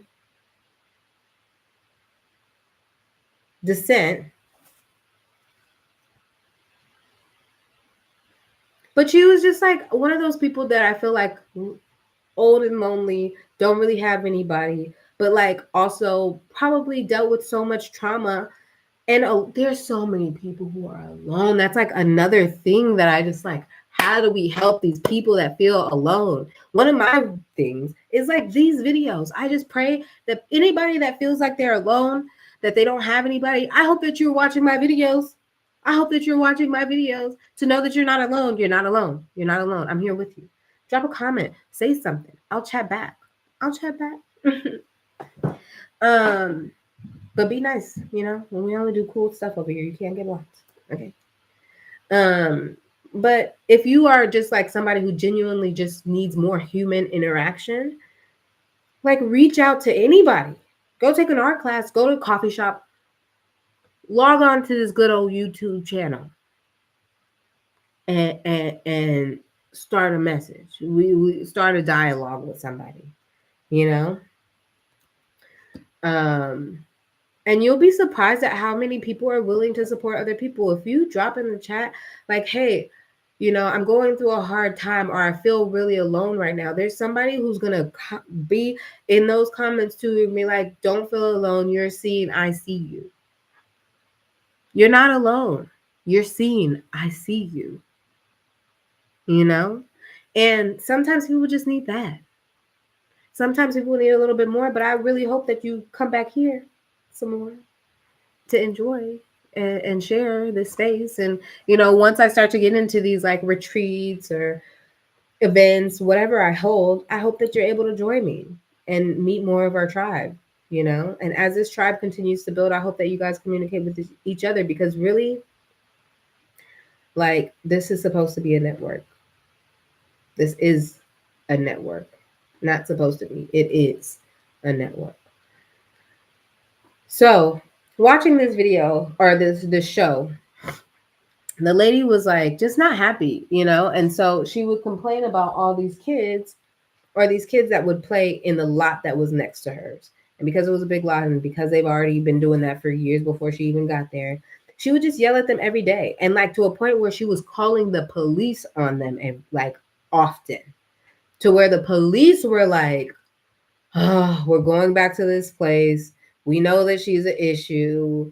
We know that it's okay for y'all to be over here, but we just got to come and do our due diligence, because she calls, we have to come. She calls, we have to come, And so you see all of these like clips of the different times that they come up there, whether it be the same police officers or not, like they're all privy to what is going on. And this mom particularly, she was like, how they, scored the video. In the beginning of the video, she was like one of the, first people that they talked to, and came by, and she was like, normally I don't even be outside. Like, I'm not one of those parents who be outside. Like, it'd be the other parents on the street who'd be outside who maybe would say something there. She was like, I normally don't say shit to her. But today was one of them days because, the babies came and got me. And so, but they were just, and there was like, she tried to say that she threw something at her, like a one of those like signs of like no trespassing signs that have the 2 stakes in the floor. Like she threw it and it hit my leg, and like there's no blood, like none of that, none of that, right? So maybe she tossed it, maybe she tossed and aimed it at the leg. But like, you're also like not really that hurt. And not to say that people need to be able to assault you, because that's not what I'm saying. That's not what I'm saying. I'm just saying how she was putting on, like some people can do.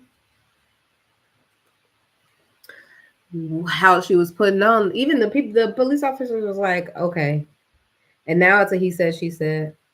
And it's not like, oh, we can see it. Like, if it was, to me, I feel like if there was blood, if there was like a scar of some sort, I feel like they would have checked her, the mama, more so. But considering she didn't have that, they was just like, okay, just leave the lady alone, okay? Just don't throw shit, even in her general direction. Just let it go, And so then you see all of these instances of other videos of them coming by and checking in and blah, blah, blah. And you kind of, because of how it's set up, you kind of know where they're about to go with this. And I'm already was like, I don't even know if I want to watch all of this, because you can see where they're going, And spoiler alert, okay, warning, spoiler alert. One day, because then the kids got the okay to be in the lot, and there's the other neighbor who was like, yeah, the kids can play all they want. So She's literally the only person on this like long block that has an issue. Mind you, she don't own shit. She's renting. And even if she was, it's still not her land. So, um, I guess the kids were playing over there. One of them left like an iPad or something. Somehow the lady was able to pick up the iPad, and the kids were like, "Give us the iPad back." And I don't know what she did with it, if she just held onto it or whatever. And they was like, "We're gonna go get our mom." Somewhere in there, the lady had threw roller skates at these kids, right? Some like the little kid roller skates, right, at these kids. And they were like, "We're about to go get our mom," and she was like, "Good, go get them, go get them, go get them." So they got their mom, and then this is just, all the hearsay. We don't have actual video of these moments, but we see the moments directly after. Or no, they like showed a video that I was definitely not trying to rewind. They showed a video from like a Ring camera that was across the way, so you can't see nothing. But there's like, I think it's just giving you timeline of stuff, right? That the kids were playing and people were just like walking around and blah blah blah. And then all of a sudden there's like a bang, and then the kid comes over and he's like, "The lady shot my mom." So the lady in her house shot through her door and shot the mom. Spoiler alert.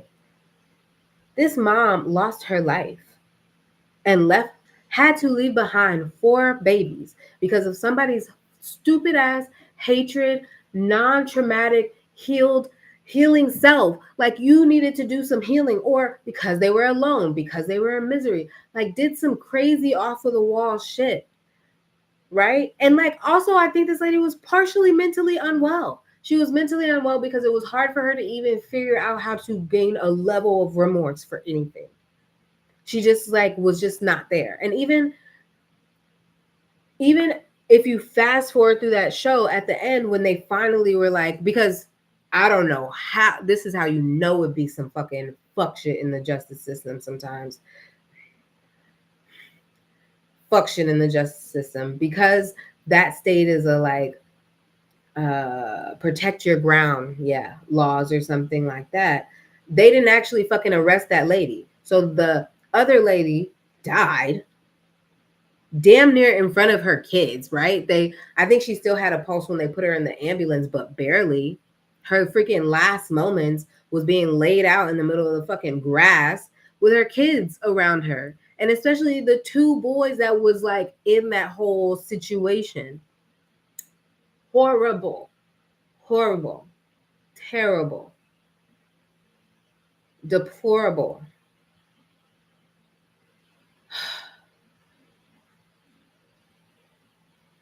Over somebody who didn't do healing work, over somebody that has been too isolated for too long, or who experienced trauma. Because in certain different like calls that the police were getting, she was just like, I was like robbed and raped, and like, so I'm really traumatized. And then there was an incident where she had gotten like locked behind like somebody's like personal property gate, or like only come here at a certain time gate, and she just started to drive her car into the thing. So the police had to come and be like, "Girl, like, you're gonna have to settle this." And she was just like, "I was just, scared because like I've been, traumatized or whatever in my life, and I just didn't know what was going on, and I had to get out." And a lot of that could be true. Like, we really don't know. We really don't know. Um, but it was kind of leading into like her unfitness. Like, people were seeing like, hey, she's not actually well, which is also a thing that bothers me. Maybe this is my ranting day, which is also a thing that bothers me. It's like, when you see that there's an issue, what are you like? Can we get some more resources going on? If this lady has called so many times and caused a nuisance in the community, around the entire community, y'all don't even want to come out and check on this lady no more, sort of thing. And it's escalated into certain levels of threats, right? Certain levels of threats, maybe even some hatred words. race hatred words were being thrown. Y'all not, and taking even the race part out of it, y'all see that this lady is unwell. Like, why isn't there a service where it's like, hey, we're going to send somebody out just to check up on you, or maybe to like give you information for other programs that can assist you with whatever the fuck it is? But this whole hands off energy is crazy. And I get, like, I'm not trying to tell you, oh, lock her up in 5150, or I'm not saying that at all, by far. I'm saying there are people out here that need help. And I think that there are people like police officers, these first responders, who have access to other people that know some shit about some other shit that they can help people with, that don't, it's such this hands off. And I get it. Maybe a part of it they can't, they can't because they have other things to attend to. But like, there has to be, like, we got to do better. We have to do better in taking care of the people around us. Like, we have to do better. We have to do better, or try at least. We have to, because it's just this world, especially as we get more and more into this AI and technology. Great. Sure, some of it can connect us together. Some of us can bring it more together, but a lot of times it can get us into more isolation. We don't have to leave our house for shit. We don't have to leave our house for shit. You can get your food delivered. You can get everything delivered to your house. Everything delivered to your house. And probably within the 24 hours, to be honest with you. So it's like we get into these states of like isolation. It's easier for us to isolate. And then the more that we do it, the more that we feel like that's what we want and that's all we need, right? It's just like that, the laws of physics, where it's like a thing in motion always stays in motion, right? Unless it's like altered by some exterior shit, right? And so it's the same thing like inertia and stagnancy, right? You need something to shift that inertia and stagnancy in order for, progress to happen. Yeah, this hands off thing is not okay anymore. Like, it's just not, it's not acceptable. But then we're so bogged down, like even just like watching the news, being like, okay, well, this man is trying to change all these laws. This, like, the fucking government is still shut down and people aren't getting their benefits. So when they're trying to figure out how to feed their damn babies, maybe that's not the best place for them to try and help somebody else. But like, that's the thing. I feel like the people who have the resources, the people who have the access, the people who have the resources and who have the access to more resources and can spare a minute or two, like, please do. Please do. Like, the world needs you. The world needs you. Speaking up, like, and small things can lead to bigger things, but small things, like being of service. This girl today, she fell, and I really hope she has quick healing. She fell today on the, well, she didn't fall. She was doing a knee slide or whatever, but her blade gets caught. And when blades get caught on the ice, that's like some of the worst injuries to the lower body that happens, right? Because it just gets like, it's literally like you just put your foot in the iceberg and now but your body is turning, but your foot is not, sort of thing. And so she was like, she was, and we're skaters, right? We're tough, right? We fall, we get back up. Like, we are tough. We're bred to be like tough, suck it up type people. We can be as pretty as we want to be, but we're definitely fighters, okay? A hockey player could never. I'm just kidding. There are many hockey players that can without their pads, but not all of them, and not a lot of them. Okay, but so she had said something along the, because so we're like, most people are like, oh, she just fell, and like people started to gather around her a little bit. And as like the numbers started to grow around the people around her, I was like, well, let me go and check on her. And especially because I've played more official roles in this facility that like I know the lay of the land in so many ways. Um, but then as I was like skating up a little bit, she was just like, "Yeah, I heard something pop." And one of the skaters said later, once we got her off the ice and like a little bit more taken care of, she was like, "It's good that you said that. Like, it's good for a skater to say that when they're on the ice, because we're definitely like, oh, you just sprained your ankle. Like, get up, suck it up. You're fine." And it is important because we will be like, "Oh, you good? Shake that off. Just take a lap. You be good, right?" But then there, like, if some, yeah, that definitely just changes the atmosphere right away into like serious mode. Like, okay, let's get a chair to push you off of the ice with. Um, and so today, because there was like enough of us who were like skaters, they were like picking her up, and she was able to put weight on like the good side. And so, as I started to pick her up, because I'm like, I'm I'm stronger than most of these people out here. So I was like, I threw her arm around my shoulder and like helped her off of the ice. So that was already like being helpful, right? So that's just like basic kindness, basic, kindness, you know. Um, but going a step above a little bit, I was like, well, I think I have, like, she had already gotten an ice pack. The supervisor or whatever is already aware. So I'm really like, I don't really have to do anything else. It was the end of the session. I could take my skates off and just be about it. But I was like, no, I'm like, her ankle, like, and I've messed up my ankle plenty of times back in the day, especially when I didn't know no better. I was like, well, I should have some ace bandages in my locker. Like, maybe she needs something to wrap it up. So at least she can get home or get to wherever she needs to go. But because she said she heard a snap, she needs to go to urgent care, but she was going to wait for her foot doctor. I don't know. I hope it all worked out for her in the best way possible. I hope it's very minor in nature. But um, I was like, well, I found my ace bandages. Like, I searched out my locker, found my ace bandages, and brought it out to her. And I was like, hey, like, do you want to wrap up your foot? And she was like, I don't know, like maybe. And I was like, it just like gives it a little level of support, especially if you need to use it or walk on it. And like it just gives it stability so it's not just like flopping around everywhere. Because she was like, because it's not swelling, and like she was like, I feel like it's fine. She was sitting with like her knee up here, right? Um, and so I kind of sit there a little bit, and I was kind of like, she should wrap her foot. And finally, she was like, okay, well, maybe. And then so I handed her. She grabbed one of the bandages, and I saw her starting to like rap a little bit, and I said, "Do you know how to do this?" And she was like, "No."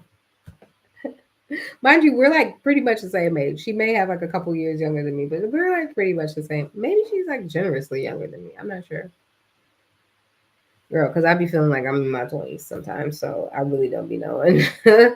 um, but I was like, I was like, I can wrap this for you. So I was just like, did it. And I was like, I know. I was like, do you know how to wrap it? She was like, no, not really. So I was like, no worries. I got you, girl. Wrapped up her foot nice and well. I was like, yeah, I used to sprain my ankle like all the time back in the day, especially when I was younger. Because as much as like people feel like boots, they're strong, but they don't make your ankles stronger unless you actually know how to use your blades properly. Like when you're really pressing into your edges and doing all of these turns and stuff, yeah, it's helping build up your ankle. But in the beginning, when you're just like, I'm doing like crossovers, you're still just doing these normal flexions versus like these sideways flexions, you know? Um, as much like you may just have like a consistent, I don't know how to explain this to you. Come and learn ice skating with me and you'll figure it out. Or anybody, go ice skating with anybody, really. Like take some lessons for a while. Like get to a jump and a spin. Do one jump and one spin. Get to that level, and then you'll get at least a good warm up to what we really be about. But it doesn't make your ankles strong. You really do need to like work out your ankles outside of ice skating, like being on the ice. And I didn't know that for many years growing up. So I did sprain my ankle quite a bit, more than I can really count. No, like more than I can count on my fingers is what I would say. On each side, like I've sprained this one about this many times, and I've sprained this one about this many times, plus a little bit more, somewhere in there. So I've had experience, right? Even like rewinding back a couple of months, I got on Mechanical Bull for the first time. And of course, they have you sign a waiver. And I'm over here. And I wasn't like audaciously like, I'll be fine. Like, I'm a figure skater. It wasn't that energy. It was just like, because they were like, oh, the spinning part might bother you. And I'm like, spinning is really, I do spinning. And, but how it pushed me off, and whether it was because I had like flip flops on and I was trying not to like have the flip flop fly off or whatever, how it threw me off, like I instantly knew I sprained my ankle. I said, "Oh fuck!" And it's not even like just a light one. Like it was like, "Argh." But because I'm a showman, and we are strong as skaters. I like walked off as it like nobody in that space would know that I had sprained my ankle. You know, it wasn't until I got into my car where I was like, oh my God. But I was just like, you're going to pretend like your ankle is all the way fine. You're not about to live from this place. You are fine. You know?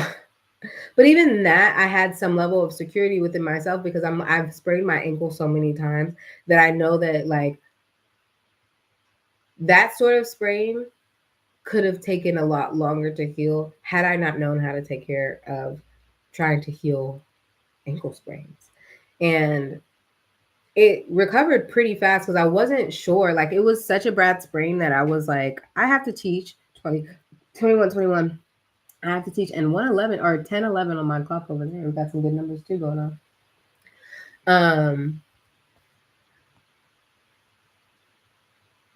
yeah, I was like, how bad it was sprained. I was like, I don't even know if I'm gonna be able to teach on Monday because that was a Saturday. So I was like, I got 2 days and I gotta get these skates on. And so I was like, I don't even know if that's gonna work. But by the time I got to Monday, the skates, putting on the skates were fine. Demonstrating everything isn't. But I was able to like put weight and it wasn't like the worst. Granted, do I feel like I could have healed it a little bit faster had I not had to show up on the ice as much? Yeah, I'm sure. I'm certain. But you got to do what you got to do sometimes. And I did try and take rest where I could. So that's the most important part. And if you don't know the method, it's rice.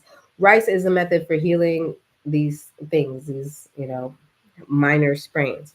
Rest. So that Sunday, I was like, I'm not doing shit. Like, we're going to be right here. Icing it. Compression. Wrapping it up. Wrapping it up. Elevation. Not just putting it on a stool in front of you. The goal is to elevate your injury above your heart. So it's to help pull the inflammous blood down away from the energy. So if you like sprained your wrist, you want to hold like get your hand on something like this. You can wrap it up and just, be good. But don't just be like this and think that that's like, or on the table and think that that's the elevation. That's not that. But, anyways, rice is the go to. RICE. Okay. I'm telling you, it's a go to. And I was telling one of my students had sprained their ankle literally like 2 days after I sprained my ankle and before our lesson. She, but at the ice rink too. I was telling her, I was like, rice is really important. The full rice, resting, ice, compression, elevation, super, super, super important because it or all pieces are important because I've seen it at firsthand experience that if I leave off one of those things, like my healing process takes so long. So say I do like all of the things except compression, right? And I'm like, oh, I don't really need compression. Oh, it's not really that like swollen or whatever. No, you need the compression. Because I would go like so many weeks or whatever, and I'll be like kind of healed. but like not really that close to 400. Maybe we like dancing around 75, which is not close. Um, as soon as I would do that thing that I was that I left off the list, whether it was compression or icing it or elevating it or resting it, if I missed any one of those things, it would take my thing longer. And that's what would happen. So I did enough. I've had enough injuries where I did 3 out of the 4, where as soon as I did the fourth, my shit was done and healed. Like it would be like I would do the 3 and I'm like, this should be enough. Like I'm doing most of the things. Like that should be enough. That I'm doing it. And I see that it's getting better. The moment that I'm like, this is still taking a little bit too long. Let me do that fourth thing. Days healed. Just like that. Just like that. So I would say if you get an injury, and maybe this is information y'all didn't know. So here you go. If you hurt yourself, sprain ankle, sprain wrist, something like that, like, and you are capable of elevating it above your head, if you're able to compress it, if you're able to ice it, if you're able to rest it, do all of those things. Do all of those things. It'll help. I promise. And you have to be like, there's a level of resting it and there's a level of building the strength. So sometimes when it's like healed, because we're still experiencing some level of pain, whether it be like going up and down the stairs or, sometimes if I walk too long and my foot is fatigued, we take it as like needing more rest. And you have to learn to gauge whether or not it's like, okay, yeah, don't go on a 2-mile walk, or a 5-mile walk. And your ankle's not 100%. Like one of the reasons why I had it prolonged my ankle injury that time was because I went to an event and I ended up walking a good number of miles, right? Like I walked like the entire night in the stadium, and then I walked like a couple of miles to get back to my car. And I was like, that's not rest. That's not rest. So I'm going to need to take my time on top of skating, on top of I just left the ice rink. On top of I'm going back to the ice rink tomorrow morning, sort of thing, sort of vibes, sort of energy. But yeah, resting, healing yourself. How did we even get to this? The girl skating, being helpful. That's how we got here. So yeah, I wrapped her ankle, and to me, I felt like that was a step above. That's a little bit more helping people. Like I could have just been like, "Oh, she'll be all right," or somebody else will get it, or somebody else will. I have access and resources. So what I'm about to do, I'm gonna access my resource and help this one over here. Okay? I don't need to wait for somebody else to do it when I have access and resources. That's the point. So yeah, we got to work on healing this world, helping each other out a little bit more, doing more for the communities, thinking more large perspectives with things, you know? Yeah, be it. Yeah. So we got into this whole thing because I was trying to talk about Shonda Rhimes, and I was bringing her up for what reason? I know I did want to say, I think I brought it up earlier, but in her book, she talks about like not just being a dreamer. You have to take action. But I don't think that that's why I was bringing her up for this instance.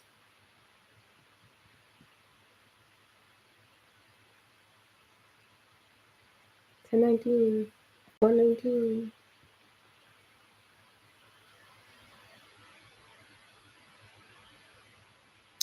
I was bringing her up for the diversity thing. One of the reasons why Shonda Rhimes did get so much success, not on top of her being a great writer, let's be clear, on top of her knowing how to do her thing, okay? But she was really adamant about making sure that the content that she was putting out, that it reflected the real America. She had so many diverse people, and it was really at a time that you would have maybe a couple of shows here and there that had some diversity, but this was like, this is real diversity. This is real, like, you're gonna have straight relationships, you're gonna have gay relationships, you're gonna have a trans person. Like, it's gonna be like what the world looks like, you know. And I'm sure in certain areas it's very linear looking,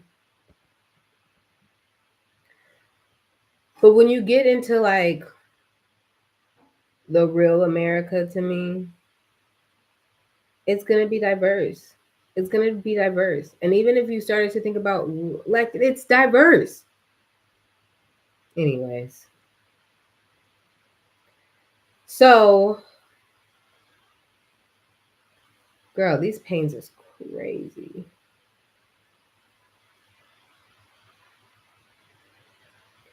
It was really cool being the diversity plug for the rink in that capacity, since they were taking like pictures that day, Saturday. And I was like, this is so funny. I often get put into that like category of being the diversity plug. And I said that to myself on Saturday, right? Mind you. This was Saturday I said that to myself. And it made me reflect on a time where when I went to my school to get my master's, they had like, or it was gonna be Pride weekend. And they asked like, oh, who wants to be a part of like riding in our car for the Pride parade? And I was like, I've never done that. Like, I want to do that. And, you know, I could be one of those letters maybe sometimes. um, but yeah, like, and I just have friends that are, so I'm about that life. You know, I work in San Francisco. I've been working in San Francisco and going to school in San Francisco for over 20 years.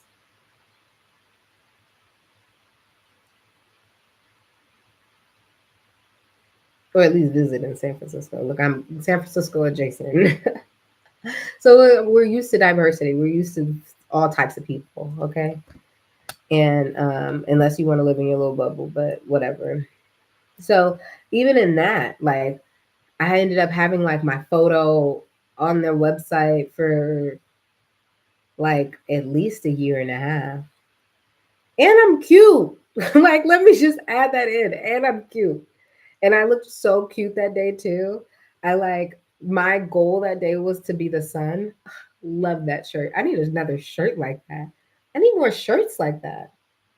But I can't be wearing that to the ring because that's not like, I can wear it to the rink if I was really just like skating for myself. But if I'm trying to be warm and coach, that's not the shirt I'm wearing to the rink.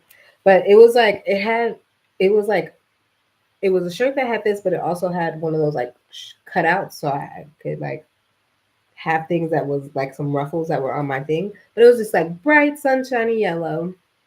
I did my makeup to where my eye was the sun. Like, I did like the orange and I did the sunbeams or whatever. And I was glittery. And my hair, I had flowers in it. I looked so cute. I love that photo of me, honestly. And I was the diversity plug for that. So I was just like reflecting on how funny that is to just like be the diversity plug for some of these things, the photogenic diversity plug. And and it's funny that I had that thought because 2 days later, and that I didn't really think about too heavily, one of my coworkers came into like the coach's room, and she was just like, oh, my daughter's doing this project for this voter, like for voter stuff. And so she needs the videos of people like, you know, scrolling on their phone, filling out their ballot or whatever. And so we did a scrolling on the phone thing, right? So she recorded like three of us. One, like me, this other guy in the room too, and then like one of my other skater friend coaches, um, him on the ice. So then I get a call from her yesterday. Um, First, like, somebody was like, "Oh, she needs her number," and I was like, "Okay." And then she called me and she was like, "Hey, they really liked your video, you know, for this project. Would you be down to like do another recording like that, you know, so that we can like use it?" And I was like, "Sure." She was like, "You're probably going to be like one of the last like clips too in the in the ad." Because I thought it was, I didn't even know necessarily what it was for. I only half heard the conversation when she was asking for volunteers. I was like, sure, I'll do it too. She was like, I could use whoever, and I was like, sure. But of course, that's after like a long Monday night where you're cold, we're in a room, I'm all bundled, like not my not my cutest, but I'm still cute, okay? And so my nose keeps itching. That's like a new thing too. Um, so she was like, yeah, we would love to, get some more recordings for it. So she was like, can we do it today? So heading into work this afternoon, I'm like, okay, we're gonna do that. And it was funny because we did so many different shots, and it's really like I'm not speaking, I'm just like acting. Like it's really like B-roll stuff, right? And so it's like she wanted me to do, I didn't need to do more scrolling on the phone. She actually like brought a sample ballot, and she was like, they want a video of you like, pretending to fill out a ballot, and like maybe putting it in the envelope and all that stuff. So I was like, all right, bet. She took like, I want to say like, yeah, like 6 shots of me, like 6 videos of me doing that. Different angles, different whatever. She was giving her, helping her daughter with this, thing. And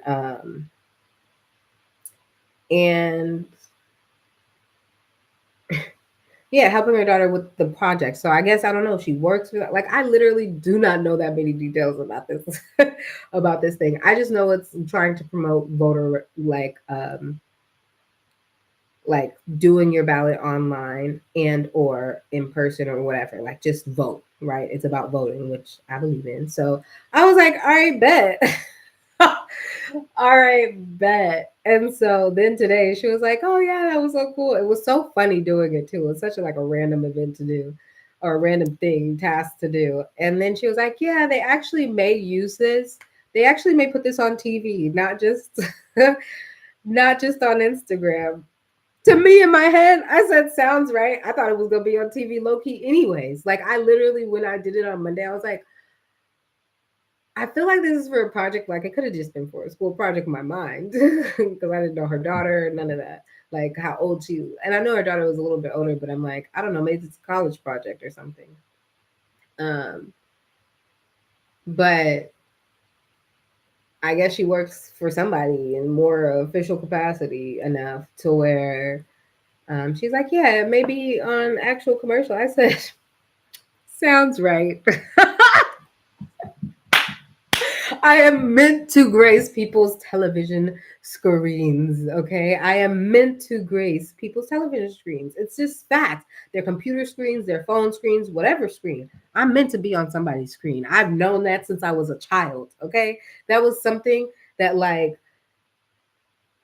was revealed to me at a young age, but not accepted necessarily by me at a young age, right? Like I grew up without my dad like super in my life, but he was in my life for the first couple of years or so, right? Like until almost 8, something like that, right? And the memories that I would have, like he would take me by this like lake and everything, and we'd feed the geese. So we had like fun memories like that. But a lot of the things that I can remember the most because I've had captured memories of it, he was a photographer and he used to like take my photos all the time. I was always like sitting on a tree, you know, right? But like, first I didn't know what all these photos are for. But and I only have like so many, but I need to go through my mom's like photo closet situation to find them. But like growing up and seeing those photos of me and remember like, and it wasn't too smiley. It wasn't too what do you call it, tiaras and toddlers and tiaras or whatever. It wasn't like that where I'm just like too like dressed up. It was just like normal. I had on some like matching out. This is the 90s, okay? A matching old little, whatever, some little burgundy. The picture I had like some burgundy pants and like a burgundy and like gold striped shirt or some shit like that. And you know, but from those video or from those photos and those experiences or whatever, like it was just kind of clear to me at a young age that I am meant to be seen. And I think that that's where some of my, you know,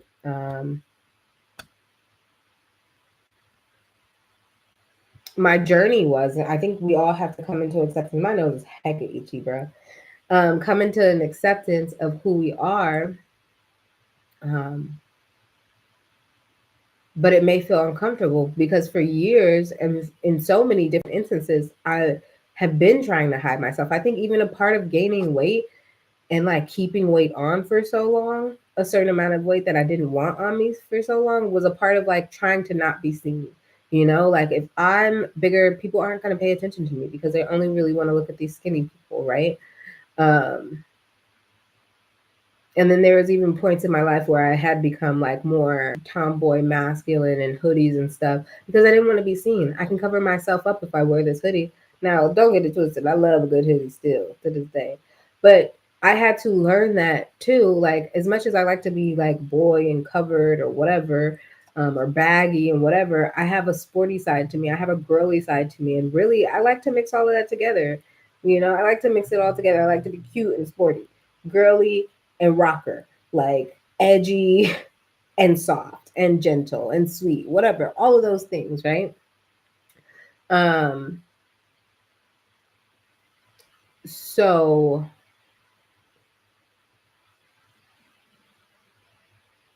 yeah, I had to get into a level of acceptance, knowing that I want to be seen. But there was many a years where I wanted to hide myself. Many and many a years that I wanted to hide myself, and it's still there's still probably some residual shit that I'm trying to like let go of in terms of like accepting the one the going to be seen. It's not even like I want to be seen. It's like you're gonna be seen. Like there's no not seeing like that. That's why I know that even thinking about that person I was talking about before in terms of like her creating the life that she wanted, this homesteading, having her family, having her house or whatever. But like, you know, still just being and she has like tons of friends or whatever and family and stuff, but just kind of being in her own realm, like and she is seen, but I don't think she's trying to be seen the way that I'm meant to be seen. Okay. Like to me, she's not necessarily trying to be Oprah. You know what I mean? But like I'm kind of built in that like Oprah status. Like everybody is meant to know my name. At some point, everybody will know my name. And there's a piece of me that knows that. And to even be able to say this 2:22 on this clock, even to be able to say that comfortably on this camera is progress, okay? Because that's not something that I would have normally been comfortable admitting out loud to other people. It was something I just kept to myself. I know I'm meant to be seen. And I would say it like here and there, maybe to one friend here, maybe to one cousin there, maybe to a sister there, maybe to my mama, you know. But this shit runs deep. Whatever I'm supposed to do in this lifetime on this planet, this shit is big, big. So what to come out of me was welcome to the Ashante Show. As I wrap up that minute, welcome to the Ashante Show. Um, and speaking of and being like diverse and stuff, one of the coaches I was with today on the ice, I guess he was talking to like a coworker from another realm, so not a coach, but another like he does another job in that realm. The person was asking them, well, now that you're like out here and doing the work in this city, because he just moved from um, Southern California, they were like, well, how are you going to stand out? And he told me that his response was, I don't know how to stand in. And my response would have been like, because like if somebody would have been like, how are you going to stand out? By walking in the room. Like the confidence side of me, I wouldn't even call it like bad audacity. Like the confidence side of me knows that for sure. Walking in the room, the level of attention, and I'm not even trying to draw attention necessarily sometimes. The level of attention that gets drawn to me by just walking in is quite a bit.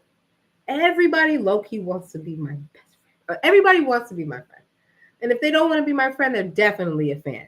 And if they're not a normal fan, they're a confused fan, which comes off as hater energy. But like that just be normal mixtures of fandomship. You know what I mean? And that it is what it is. So my answer would have been, how would you stand out in a room? Being first of all, walking in it. And I think that's what it is. Knowing who I am, because to me, I felt like I elicited that sort of energy when I was younger too. Like people would take notice of me. Because, oh my God, what used to make me feel so freaking uncomfortable. Oh, for so many years. And this is like one of those things where it like teaches you, like, oh yeah, duh, girl. Like, duh, this is how you like, this is giving you the like showing you your power in a way. Girl, you know, we can all think that like, oh, we go to watch like a speaker speak, or presenter present something and they lock in on you, right? Like people could have those moments here and there, right? When I tell you everywhere, unless they can't actually fucking make eye contact with me, like I would be a lot of people's focal point. A lot of people's focal point. Even oh God, darn, I can't think of his name right now, but we went to go see this like huge political like black figure, like historically black, you know, political figure. We watched him speak. This was probably like 12 years ago. And what's so funny about it being 12, like that long ago, like I'm now living only mere blocks away from that place. And I never thought I would actually like, well, I did think I would live here because duh, I made it. So that was one of those moments where I'm like, I was sitting in there and there's hundreds of people, at least 200 people in this like church, right? In this like good sized church, at least it was packed. It was packed. I think I was probably sitting, I would say like the seventh row or some shit like that. And with like my mom and my sister and all that. But when I tell you that guy kept locking in with me, kept talking as if you're just talking directly to me, as if I'm the only person in the room. And it's not like it happens to me just like every so often. It only happens like twice a year. No, this is like often. This is often. People, and I don't know if it's just like, so this is what I used to feel like before. And that was when I was like not even trying to be seen, not even trying to have people super look at me like that all the time, like where I was uncomfortable being seen, you know, super uncomfortable being seen. Like, why are these people staring at me? It would literally be like, can you look at anybody else in the room, please? Yeah. But that's a piece of me now knowing that like that's just who I am. That's just who I am. That's just who I am. I elicit that energy. People are drawn to me. People are drawn to me. And so now like doing the energy work, doing the healing work, understanding myself, knowing who I am and being confident in who I am and not feeling, you know, just thrown off because I have two contrary thoughts, like being like, no, I have these contrary thoughts and like this is going to work for me in this realm and this is going to work with me in another realm. And maybe I need to figure out how to merge the two, whatever it is. But knowing myself in that way gives me a level of confidence, gives me a level of assuredness within my spirit that other people can't just like push me around any sort of way or make me feel any type of way. You like, nah, because you have a level of groundedness. Oh, why is this video gonna be so long? So, because I'm so excited, I have so much fucking energy now. But I was watching Avatar too, the last Airbender Avatar. Okay, not the other one, not the Blue People Avatar, but the last Airbender Avatar. I was watching an episode. Because that was like my like relax moment before I had to like go back to work. And it was him learning or Aang, anyways, learning earthbending, like just finding his earthbending teacher, Toph. There you go. And he had to go through this lesson. At the end of it, she was like, well, you stood your ground now, because he was having problems like trying to bend the earth. God. Thank you. If that's the better sign, I will take it. Okay, God. And so he was having a hard time bending the earth. She was trying to push him, wasn't working. She set up a scenario. He ended up like standing his ground around something. And now, then she was like, well, now you can go and try to do this earth bending thing, because now that you've stood your ground, now that you've rooted yourself, created roots for yourself, like you can do all things in a way. You can do all things. And I felt that. I was like, that's a real message. Like, that's a real message. Once you know yourself enough to root yourself, because you know yourself, these people who become like wind, you know, or some exterior force that's trying to push or sway you any type of way, you know who you are. You're like, oh, that's a cool thought, or that's a cool idea, and I can respect your opinion, but this is where I stand right here. I stand right here. Got a problem? Look, see me outside. I'm just kidding. I gotta get off of this. This is so funny. I feel like the more I'm like, I gotta get off, I gotta get off, I gotta get off. The spirit be like, I'm gonna use you. I'm gonna use you. Because I swear these videos started at an hour and 1 hour and 20, and I felt like those are way too long. And now we're sitting here at like 2 hours and 30 minutes. Like, why are we? But it feels like I have to keep going. It feels like I have to finish this message. It feels like it's not done yet. It feels like there's more to be heard, to be said, sort of thing. Obviously, you see how amped energy I got? Otherwise, spirit literally would have been like, okay, we're done. We're done.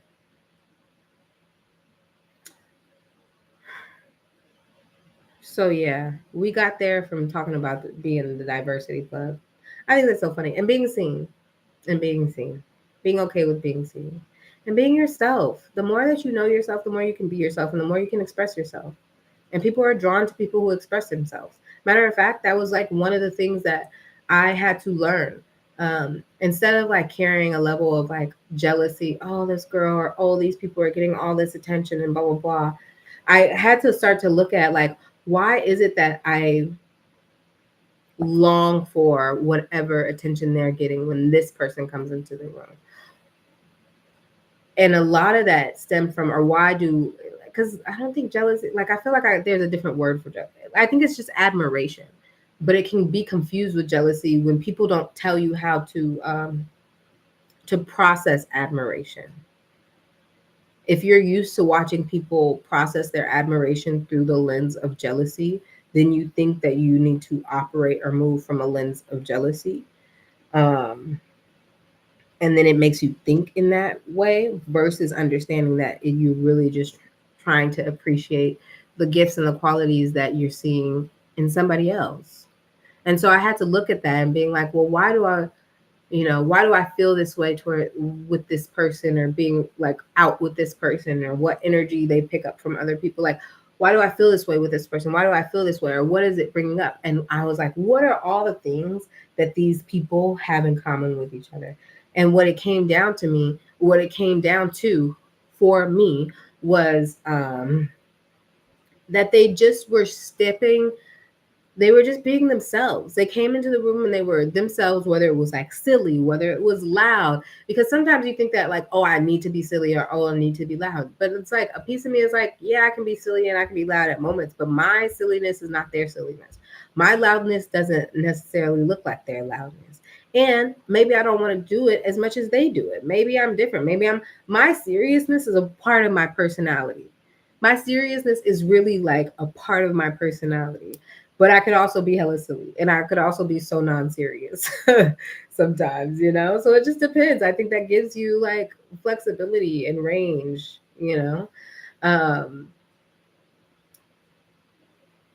So those were the people that drew a lot. Like,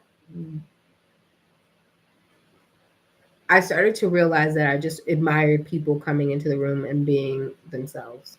you know, not shrinking themselves walking into the room, which I was so at that time in my life accustomed to. I was walking around shrunken all the time. And especially being bigger, when you have to like squeeze yourself in smaller spaces, you're so much trying to make yourself feel smaller than what you is, you know, all the time to where it's like sometimes you got to take up space. One thing that I do appreciate, and this is such a rant, girl.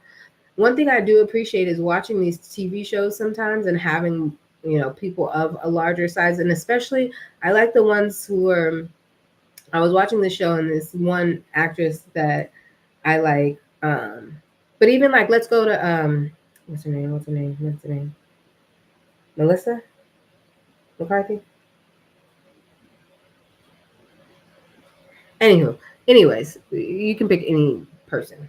But when they are a bigger person and they carry their bodies in such a confident way, like that shit is amazing to me, and I love to see that because I'm so used to other people just being like, I'm fat, I'm a blob, and I'm gonna be here in myself.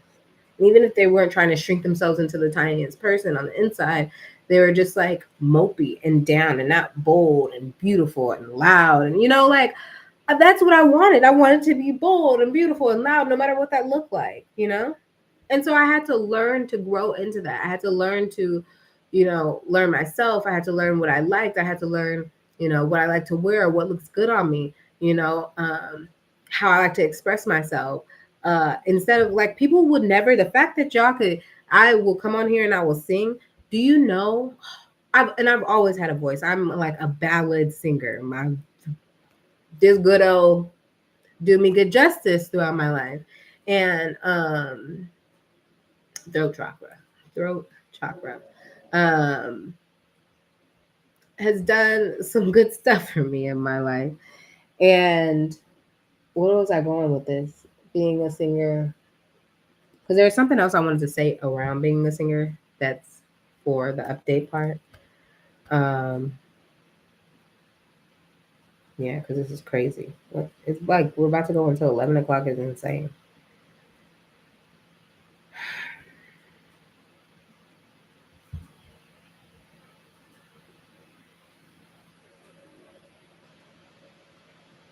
Being a ballad singer.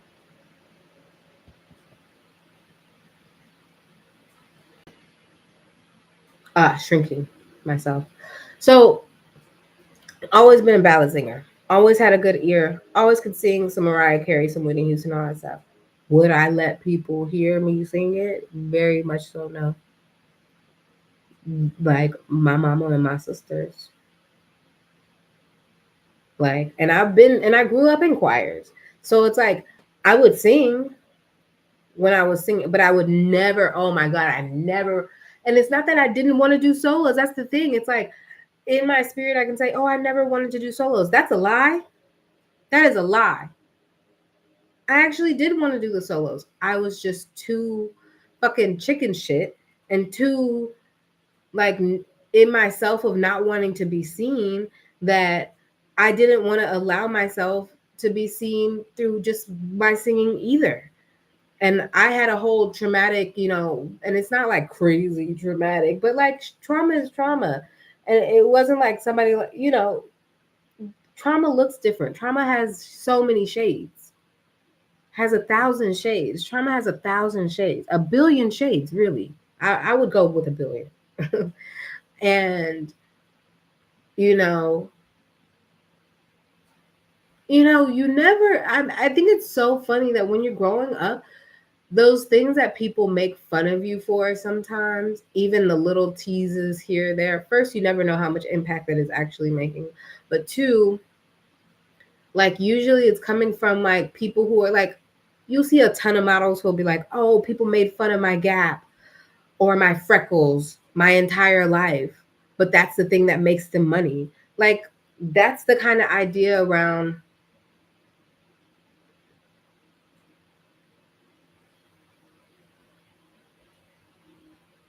Sorry. This is how you now we're getting tired. And my brain is just like there's 1,000 things I'm trying to say at one time. So bear with me. Sorry. I'm sorry. Um,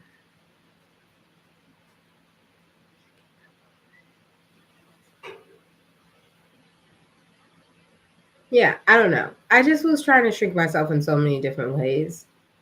Oh, that we all have trauma different. Yeah, mine was just like I was growing up and um we were putting together like a surprise performance for like my aunt, and I was we're gonna do like this singing performance, and even in front of just like my cousins I was nervous to sing. Like I really was in a like I don't want to be seen, I'm uncomfortable being seen, I'm uncomfortable drawing more attention to myself, you know, because like then that's another level of like dude, yeah. So I remember even in the rehearsals, and it's so funny how much like these moments are still like fresh-ish in my system. And I was like probably in that 8, 9, 10 realm. Like I definitely don't think I was like 11, maybe, but I was still fairly young. I feel like my cousins were like 13, 14. So I was probably like 10 or something like that. 10 or 11. Um, yeah. And I remember us like doing like we're gonna practice in the living room for so many hours of doing this, and I was like practicing with them, and I would sing a little bit, and maybe because I was nervous, maybe my voice would crack a little girl, or they were just like sing with more confidence and like you just need to belt out. But I think somebody had said something along the line like it was like some cousins being like you just need to sing out more and blah blah blah, and to me, as much as that can be encouraging, it made me feel like I wasn't enough. And then I think like, you know, one of my guy cousins probably said something really smart and not smart. Oh, you're so smart. No, like smart Alec. And it could have been my cousin Alex. Could have been. But I don't know. He was one of the oldest of my cousins. So I'm not sure if he would have been the one. But could have been. But I don't know. I don't think so. I feel like it was for the younger boys, one of the younger boys. So they had said something to me, you know, that didn't make me feel like I wanted to continue to sing. Like I was just like, I'm not gonna sing. Like I'm not gonna sing, you know. And then fast forward to a couple hours later, where it's like the actual party where we're actually gonna do the performance. It was one of those moments of like, I actually ran out on like I felt like I ran out of the performance. Like I even like probably ran out and cried because I am a crier. Okay, I would cry.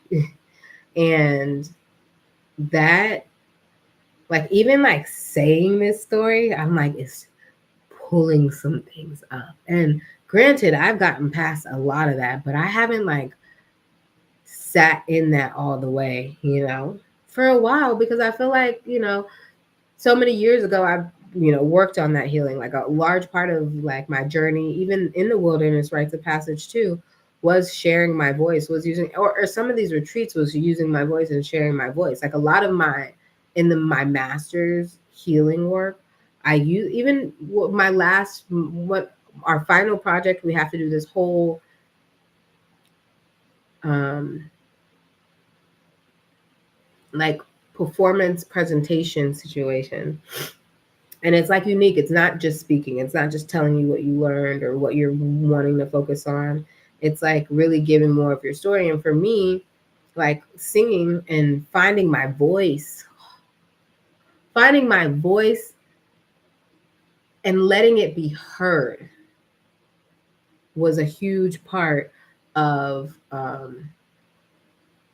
was a huge part of this of my journey. So when I did my final presentation, like I opened it with a song, I sung a song in the middle, and I sung a song at the end. And to do that in a Like I was not that person that was comfortable doing that shit. So to even be, like I said, on this camera and being like, okay, I'll sing. Okay, maybe even if I hit a wrong note or whatever, like it's not that serious. But I really had to get to that point because for me it was that serious, you know? And for me it was that serious. And it's not like I never did no solo when I was doing all my choirs. I did solos. But when I tell you the like would happen before, like on the inside, like was beyond. But I'm so grateful for who I am now and the growth. And last thing that we're gonna go through is just I wanted to give y'all a little quick fast update about like me doing this fast. So yesterday I kind of was like trying not to talk about specifically what it is. Yes, I told y'all about the whole like what I'm watching on TV or the content that I'm like consuming. I'm focusing on like cleaning that out a little bit. And just being mindful of what I'm putting on my screen because I just don't feel like absorbing a whole bunch of shit. But the other thing that had came to me that I talked about in my last video, which was about the other additional thing that I'm fasting from, and this week or for the next 10 days, 245, 45, the next few days, or so, it's taking a break from weed. And like I said in that last video, I haven't really had like an extensive break, like a 10-day break from smoking weed for years, for like pretty much since I started to smoke weed. And I didn't start when I was like 16, mind you. I started when I was like 26. So I was like on the later end of the spectrum. But I knew that 10 years later, 36, I would be needing to reevaluate my relationship with weed. And I felt like I had the opportunity, or I was instructed to kind of go into that space a couple of years ago, like 4-ish years ago.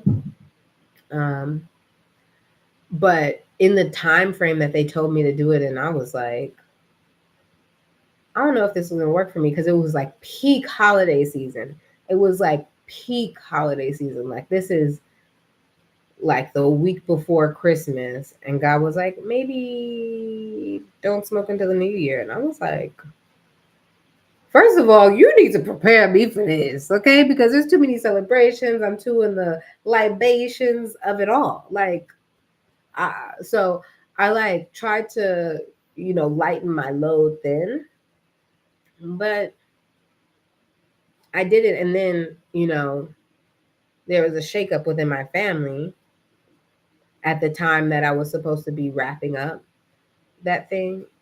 And I felt like it, anyways. And so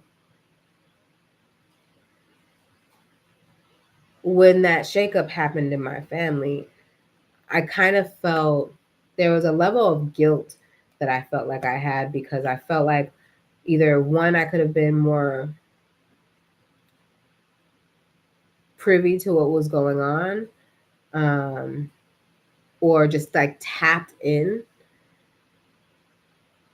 or like that spirit could have probably come to talk to me more or prepare me more for what transition was about to happen, because I almost felt like is the reason why this person was affected. Is it because I didn't do my fast? Like it was that sort of energy, but I had to let go of that guilt because I can't, that's definitely not that. It's definitely not that. I think God was just trying to get me to a space of a clearer headspace, clearer mind space, before stepping into that. So this one, when I really got this hit the other day, I wanted to just really honor the fact that, like, granted, I'm like, this week going into Halloween, you know what I mean? And I'm supposed to have a Halloween party. So I'm like, the day of Halloween, I feel like God is going to give me at least a little permission to partake. Because, like, first of all, I'm gonna. Um, I'm gonna, but that's like where my 10-day is like, that's like 9 3/4, I call it a good pregnancy, right? Because pregnancies are like, they like to call it 9 months, but it's like 9 3/4. So in my head, it's really 10, but like 9 3/4 is 10. We're just gonna round up a little bit, you know? So, anyways, making it to Halloween, but I'm glad that it's like taking me to Halloween. But I think it's interesting though. I think it's very, very interesting that it is this time of the year because I do believe in the veils are the thinnest at this time. The veils are the thinnest at this time. And I'm somebody who really does connect to the ancestors. I connect to the people in the afterworld just normally, naturally. Um, and sometimes I close off that valve because it can be overwhelming and can be a lot. Um, but other times I'm more open and I'm more willing to be receptive to what comes up. And so even a video I was watching the other day, she was saying like, keep up on your ancestor and altar work, which I'm about to go handle too, some more of as I stare at my altar from across the way. But to keep that up because it's the veils are the thinnest. Like, and you need to just like she was talking about just being clear, just And I was like, that's what I'm already on. And I think that that's the same thing with the whole like TV and what I'm watching, like because also too, I don't mind watching scary shit, but scary shit is on TV all the time. Like, let's be clear. Wasn't we talking about this yesterday? There's like murder mysteries on every channel, always, always. Do you know what I mean? And so, unless you're watching like TLC or the Animal Planet, but even that, you can get Deadly Catch or something, and or freaking Shark Week, even, Uh, so, trying to like be lighter on the stuff that I consume that's going to quiet the noise and keep my vessel more open. But on top of, not smoking this next week and a half, I'm grateful. And it's also going to make me clear and get me into a different regulation. So I don't need to partake in the same way that I was doing before, creating a different balance with it and what that looks like. And it's going to take me some time to figure out what that looks like. Because it does have certain effects on me. And I have used, I wasn't just smoking weed just to get high and all of that stuff. It wasn't that.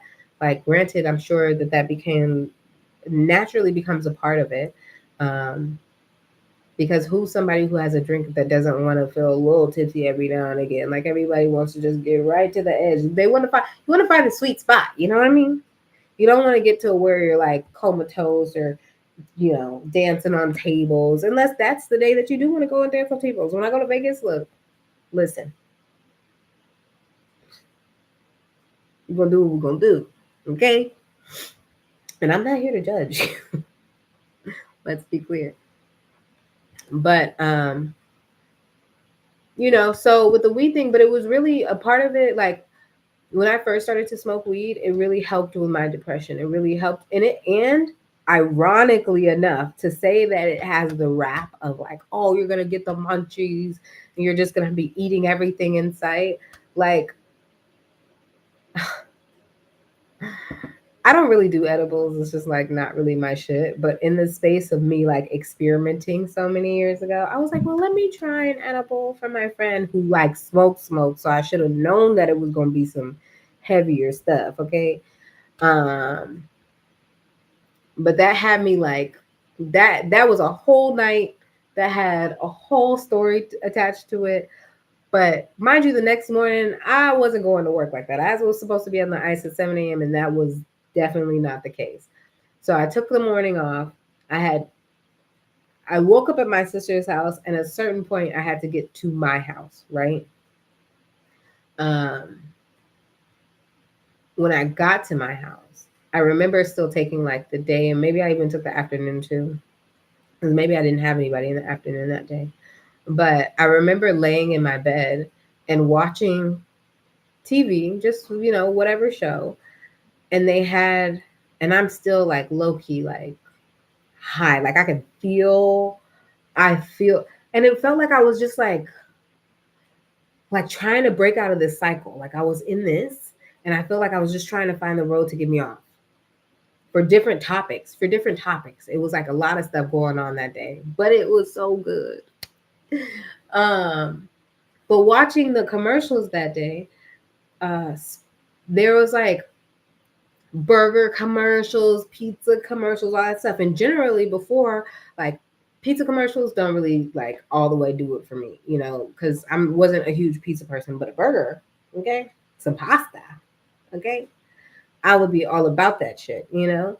But it was something in seeing those commercials and cycle, you know, um, that I was actually turned off. Like I was just like, as much as this should make me want to crave this more, I actually really want a salad. Now I want a salad, you know? And I thought that that was such an interesting emotion to have, knowing that people had always told me it's going to give you the munchies and you're just going to eat everything inside and you're going to be eating chips. And I'm like, I'm not even, I will eat some chips, but I'm not like a chip eater. Like, I'm not like, I don't even think I buy chips now. Like if I'm gonna have a barbecue, maybe I'll buy some chips. Maybe I have a craving, and sometimes I like chips. I think I go through waves, but right now, like you know, I'd rather give me a French fry versus like actual chips. Give me a French fries because I like soft inside, crunchy outside, soft inside, sort of thing. Um, and so yeah, like I felt like engaging in weed at that time in my life brought me into actually a healthier state. And that's why I continue to partake in it. And then not only that, because I do, y'all saw me cry yesterday, hard too, low key. But because I have a mixed relationship with food, it would help me like have an appetite because I had practiced turning off those receptors or missignaling the receptors in my body that tells me I'm hungry. Um, yeah, I practiced miss signaling for so long that my it would just be it would just would misfire continuously, and so I have like I use it for to build my appetite though sometimes because sometimes like food can really turn me off. I just overthink it sometimes. Like I don't necessarily fully believe in hypnotherapy, but like potentially when it comes to this fucking food shit. But the thing I don't agree with when it comes to hypnotherapy is that you never know what people are doing once they in there and you're in there. Okay. So that's my only judge. But and maybe that's something that I just need to spend a little bit more time with. But I think when you're forced to eat every day to sustain yourself, it makes it hard to carve out time to heal those wounds. Mind you, I've done a lot of healing work around eating, but I still have a lot of work to be done because I, did so much damage for so many years. I did so much misfiring for so many years. I don't want to say damage because it's everything is um, able to be healed, but I just did some mixed wiring things, and it's just taken me a second to get the wires back into the right place. Is what I would say. So in this update for today, even I'm trying to figure out what my relationship with. Well, I don't even know. I don't need to answer that right now because I know I'm still going through like the cleansing process. But what my relationship with weed is going to be like. Like, I know I want to partake somewhat less. I don't believe in like fully not, Like, my sister has, to me, she smokes a little bit, but like really a little bit. Like, it's like, and kind of, and she kind of smokes at the rate that I used to smoke when I first started. So the first like year or so, or even like year and a half, of smoking weed, it was like I wasn't doing it every day. It was like I was doing it maybe 3 times a week and like only a couple of hits. Like I literally would be like, okay, well, I had a long day on Wednesday. I did all the things. I've done all this stuff. I would come home, have a little toke, and that was it. It wasn't like I was going out for a second one or none of that shit. Like it was just like that was it, and that was good enough. That's all I needed. And then maybe it's like a Saturday, and I'm like, oh well, let's just have a little thingy or whatever, and that would be enough for like the weekend. So I kind of want to get more into like that sort of space where I don't need it every day, but I am somebody who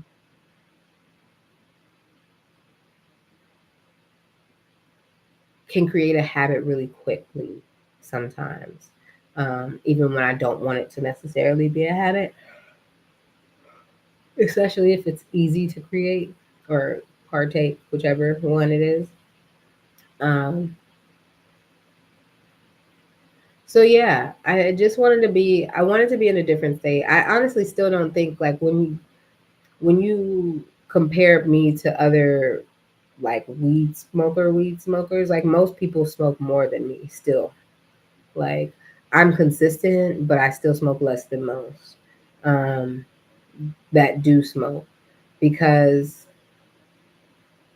like I'm not into finishing a whole blunt in a sitting. Not even a half a blunt in a sitting, to be honest with you. And mind you, the weed that I get is like probably that big, glasses plus a little cheek size. Yeah, these other blunts be like this big, and people will smoke that whole shit in one. Again, I'm not judging you. If that's what you do, I'm not judging you. I'm just saying I do a little bit less than that. My leg wants to crack. I need to drink some more water, and probably because I need to wrap this up too. Um, so yeah, needing to find the balance with that. But again, like I said, I'm still recalibrating when it comes to my appetite is really it may I get emotional about this food thing because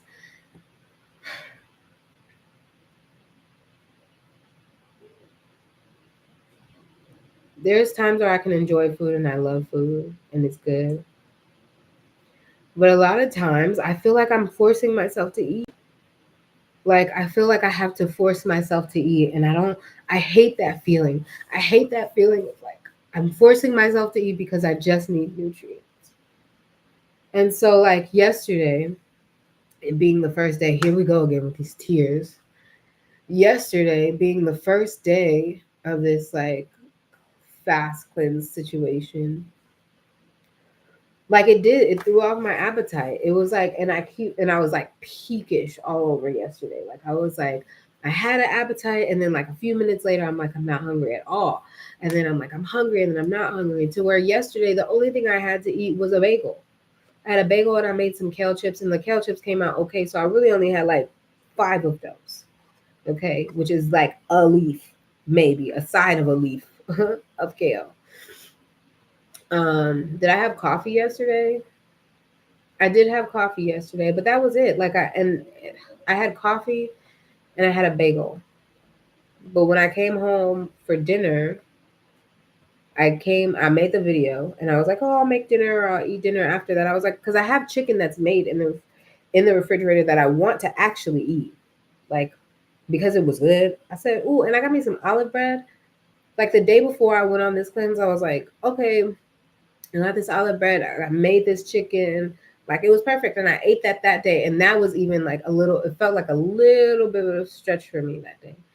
Um, but when I tell you that I'm like, I like, hopefully tomorrow I'm good. Maybe even tonight. I hope that I'll like eat a piece of chicken.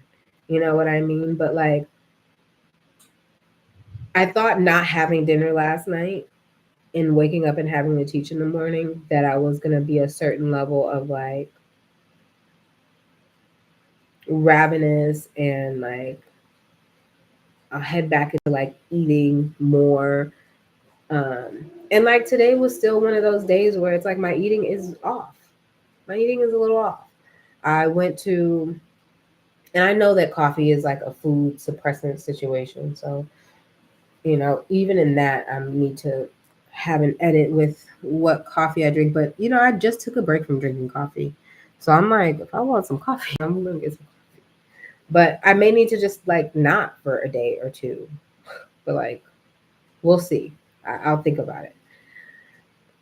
But today, went to work and I was like hungry at work for a little bit. And I was just like, okay, and now I'm not hungry. Then I went for a walk, did my like long walk, clarity walk today. And I was like, all right, I'm hungry again. I had like a little bit of coffee, but not a lot, not crazy, like a half a cup of coffee, bro. And then I did have another bagel because yesterday when I bought bagels, I bought two. I bought like a sweet one and a savory one because my emotions were all over the place and I didn't know which one I wanted. Um, and I know I didn't really want the sweet, but I was like, I'm probably going to want the sweet later. So today it wasn't terrible to have it, but it was also again felt like a little bit of force feeding. Like I had like two bites and I was just like, ugh, you know. And then, but this morning I was like, okay, I need to make some eggs. Like because I feel like I have to like I'm in this space of like my appetite is all over the place. I want food, but then I don't like the idea of food at all. Sometimes.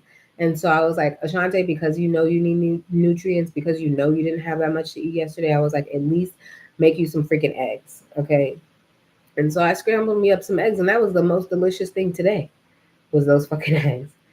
The bagel, like I ate more of it just because I knew like I need something, fuel, because I gotta keep showing up. I gotta keep, in these exercising streets.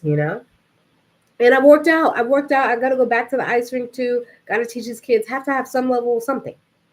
Um, and salad sounds like not great. I do need to make some other stuff. But I spent the night doing this video at 3 hours. Like, God, I'm gonna need you to give me another reason. Like, not another reason. I understand that you told me that we're supposed to be doing this long form, but like, who's clicking on this, boo?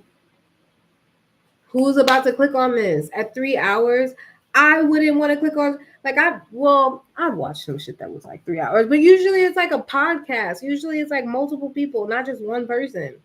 Am I enough entertainment for fucking somebody to watch for 3 hours? I hope so.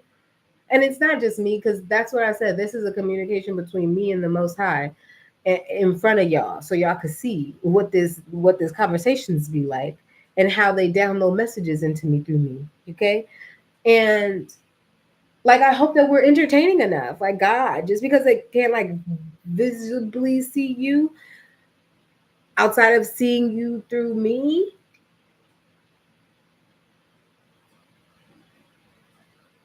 something like that. Yeah. Um,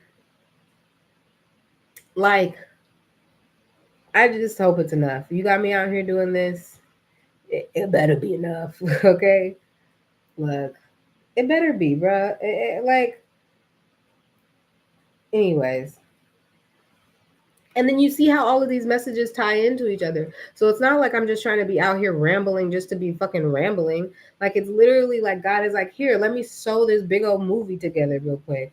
And I'm like, great. And I really hopefully that's status. Movie status. Who told you be on your screens. Ha ha ha. Call me. Ha ha. You know? Yeah, for real. It'd be like Denzel Washington. I haven't had to audition for 40 years. I love that game. I love that game. Okay. She so with the fasting and the eating, or like fasting from weed and whatever, my eating has been off. I ate the eggs, it made me feel a little bit better. I had some bagel. But even now, like it's late, it's 11 o'clock at night, and I literally have had the eggs and the bagel and my half a cup of coffee. And this is day 2 of this. So hopefully like when I get off of here, I'm gonna get some level of an appetite. It may just be down to eating sunflower seeds again, which is crazy. I need to go to the store and buy some like more fruit and stuff. I may make I may fuck around and make a smoothie. I have some acai cubes in the freezer, and then I have like a banana. I can throw that in there, some honey, and put some like almond butter to at least give me something, bro, because I need something. Like I can't just be out here like this. But that's the thing. That's the thing that I have to deal with during this fast is trying to figure out how to like heal my eating, heal how I engage with food. What do I need, especially if I'm gonna feel like my appetite is all over the place, you know? Like, but that's unsettling. To know that you need to eat every day and to hate eating is really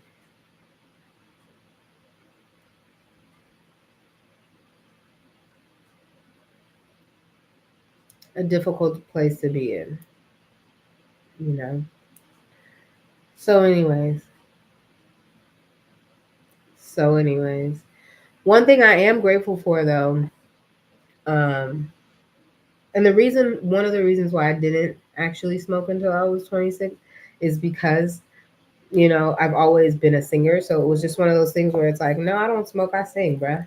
Like, I don't do those things, I sing. Do you know the Stone Chakra?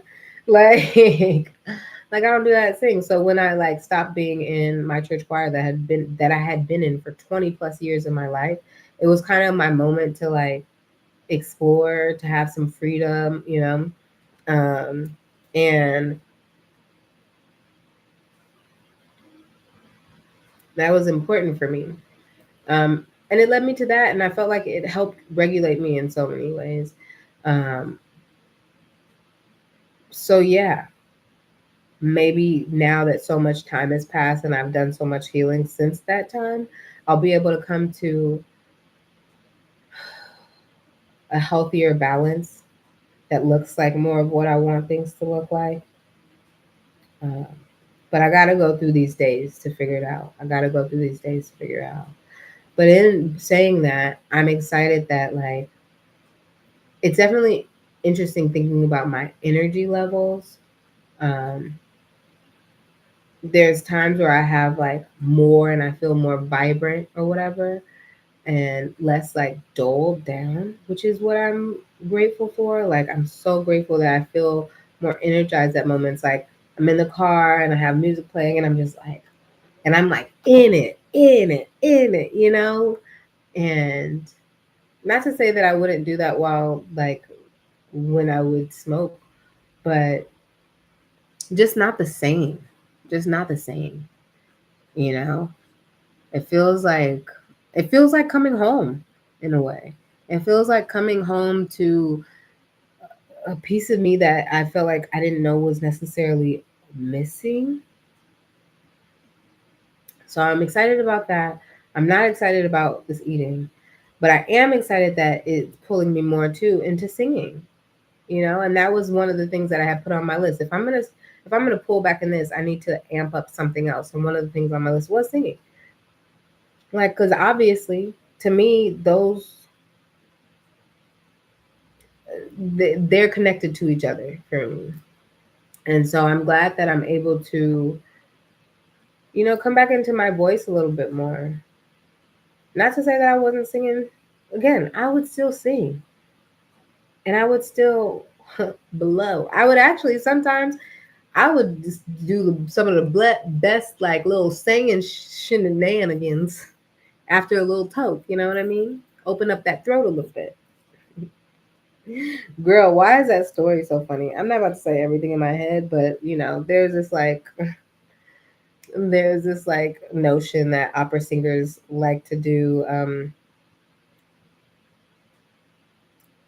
those things where they put things in their I can't say it no type of way without feel like I'm about to be flagged on these YouTube streets. But they like to do them things called BJs, you know what I mean? But they would do that to help open the back of their throat. Like I've heard many stories where people like this one opera singer, this one like, great opera singer, she would definitely be about giving a good BJ before so that her throat was all the way open in the back. you know, Whatever works for you, be yourself. What did I say? And do it your way. That's what the message is. Do it your way. But if you want your way to shift a little bit, like be open to that too. Just saying. So yeah, I'm grateful for the singing. The food thing, I'm gonna need to do some more Reiki on myself around that. Okay. My energy levels feel better. I feel like brighter sometimes. And there's other times where I want to like be able to calm down. So it feels weird to like not have that tool. But I also think again, what brought this into my like realm this week was like hearing a video of somebody talking about, partaking, whether it's drinking or smoking or, she was just talking about how boredom. She was like, the thing that gets us is boredom. And then we start doing the other stuff. And I kind of really felt that. I felt it a little bit yesterday, but I felt it today where it's like, okay, I've done all of this work, I've done this, and I'm not necessarily bored, but I'm just like not fully engaged in something to where it makes me feel like I'm a little bored. I should do something. And that something generally goes into like weed because then it gives me like energy or a spark or whatever spark to do something else. Um, so I used it again as an aid. That's why when Spirit was like, "Stop the aid," the phrase was "Stop the aid," and I was like, "What the fuck? Stop the aid?" But I was like, "Aid, help." I use weed as medicine, which is aid. Stop the aid, and like that's what seemed clear to me. And then when I asked for more clarification, it was like, "Yeah, that's that." So we're here. We're here. We're queer. Um, but like that was my update. Um, let me see your body rock from bottom to top. Do something, bruh. Just do something. If there's a goal that you have in your life, if there's like anything, maybe if it's not even a goal, like a specific goal, maybe it's like you saw something and that made you think, oh, that would be really cool to do. I just saw this person like knit something. I'm watching this person crochet. I could learn how to do that. Oh, painting? I could try like anything. Do something. Do something. Do something. Do something. And don't let these naysayers of like you have to do it this way in order for it to work. You have to do it this way for order to work. There's certain things that you have to play by the rules by. But there are a lot of other gray areas that you don't have to play by your rules and you have a lot of space for customization. Okay? So do something, do it your way, customize it to fit your life. Customize it to fit your beliefs. Customize it to fit you. That's the only person you really need to like worry about first. Because once you're able to help yourself, then you can help other people. But you can't really help other people unless you help yourself first. So help yourself. Help yourself, girlfriend, boyfriend, their friends. Okay? See, now I know it's done. Like I have nothing else to say. There's nothing coming up. Yeah, I'm good. We're good. We had 3 hours. I really hope somebody watches this. If you've made it this far to this video, all the way to the end, like, comment, subscribe, but emoji me. Give me an emoji. Okay, I love seeing emojis. Maybe at some point in my life I'm gonna be over emojis, but no, I want to see an emoji. Drop an emoji. And a pleasant one. Don't get flagged on these YouTube streets, okay? But drop me an emoji. I would like a plant life, lavender, rosemary. Oh, a flower would be nice. A rose. Let's see. What else? French fries. You guys just drop a mic or like a music note. That would be cool. Or a movie role, We love that. We love that. I may have to drop that myself. Um, and take care. I hope you have a blessed rest of your day, the rest of your night. I hope you have a blessed week. Until I see you again on these YouTube streets over in my part of the universe, which is embodied spirituality, I'll see you next time. Bye. Take care.